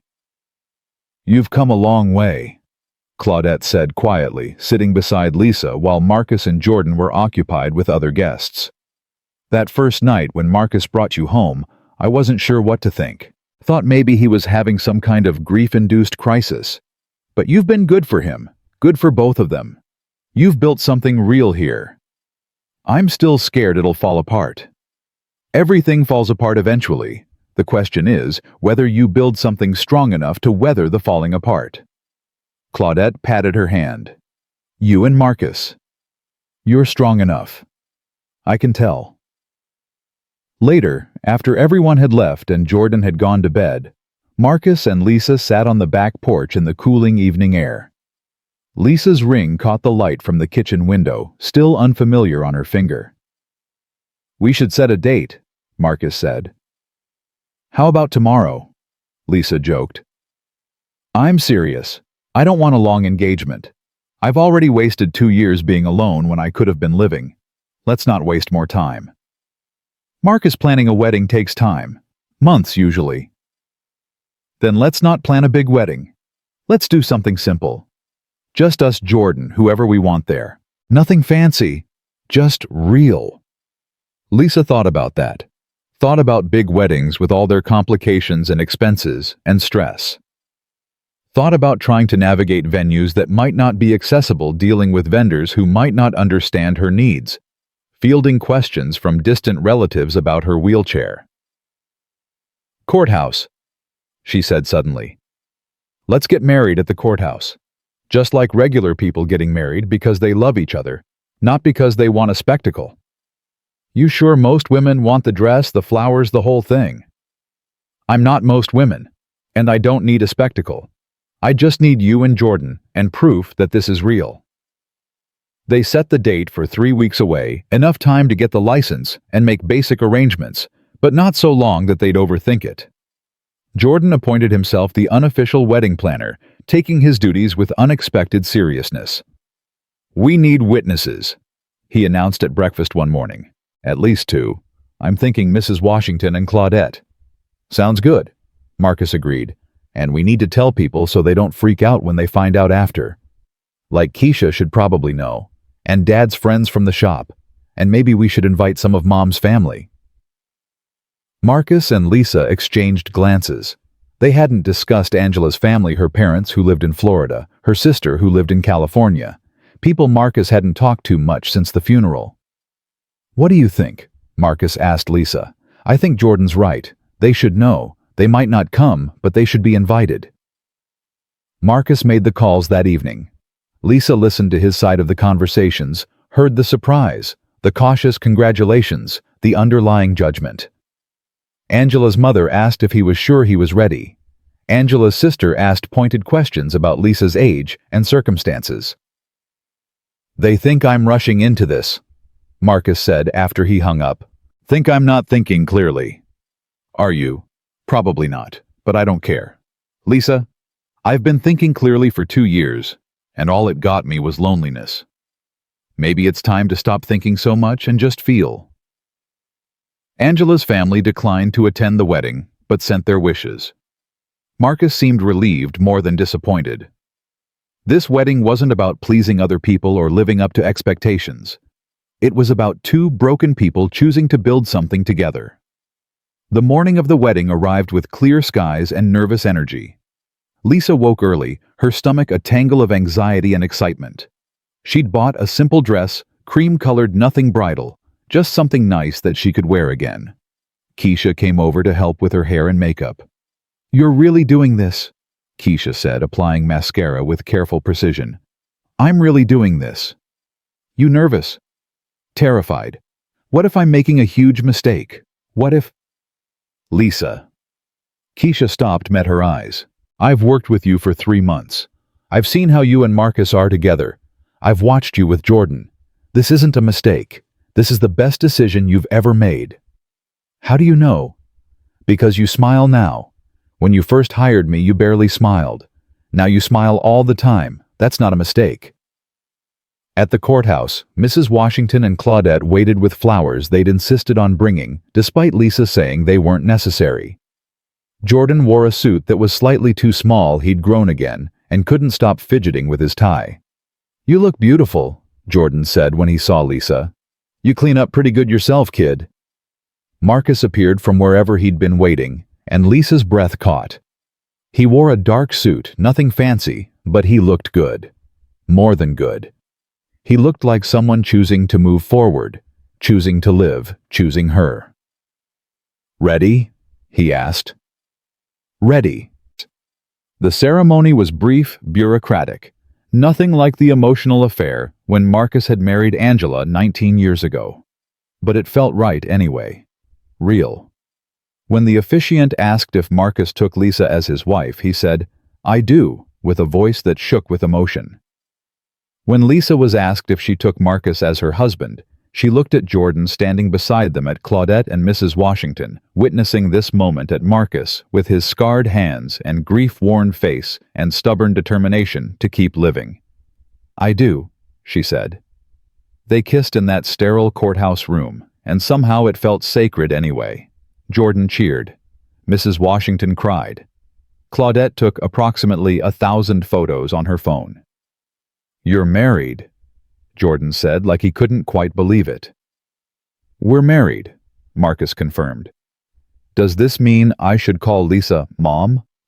Lisa's heart stopped. "Jordan, you don't have to." "But what if I want to? I had one mom and she died, and that sucks. But now I have you, and you're married to Dad. So you're technically my stepmom. But that sounds weird. Can I just call you Mom?" Different mom than the first one, but still Mom. Lisa looked at Marcus, who had tears in his eyes. "If you want to," Lisa managed. "I'd be honored." "Cool. Hi, Mom." "Hi, son." They had lunch at a restaurant. Jordan picked his choice for a celebration and spent the afternoon doing absolutely nothing special, but it felt special anyway. Lisa was married. She was someone's wife, someone's mother in a way. She had a family. That night in the house that was legally both of theirs, now Marcus and Lisa lay in bed talking in the darkness. "I can't believe we did it," Lisa said. "Having regrets already." "No, the opposite. I keep thinking about that night at the bus stop, how I'd given up, how I was ready to just let go and stop fighting, and then you stopped. Best decision I ever made. You didn't know that then. I could have been anyone. Could have been dangerous or crazy or could have been exactly who you are, someone who needed help, someone worth helping." Marcus pulled her closer. "Lisa Thompson." "God, that sounds good. I don't believe in fate or destiny or any of that. But I believe in choices. And I'm glad I chose to stop that night. Glad you chose to trust me. Glad we both chose this." "Lisa Thompson," she repeated, testing the name. "That's going to take some getting used to. You could have kept Martinez." "No. I want Thompson.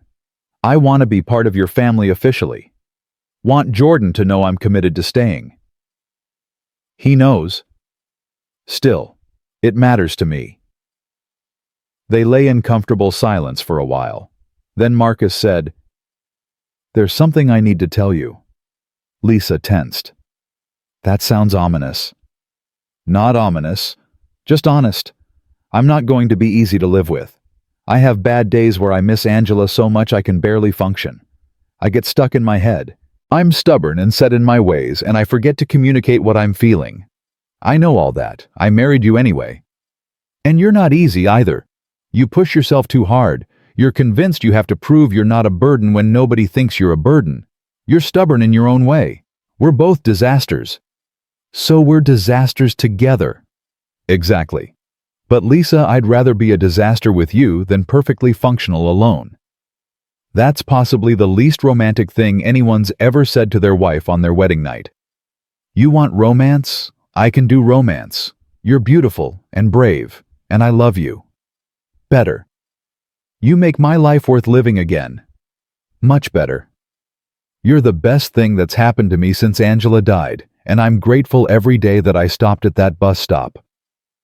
"Okay, now you're just showing off." Marcus laughed and kissed her, and Lisa thought about how strange it was that the worst night of her life had led to this, to belonging, to mattering, to being someone's wife and someone's mother and someone's partner. 6 months ago, she'd been ready to die. Now she was married, building a business, part of a family, living a life she never thought she'd have again. "Thank you," she whispered against Marcus's chest. "For what?" "For stopping, for seeing me, for not giving up on me even when I'd given up on myself.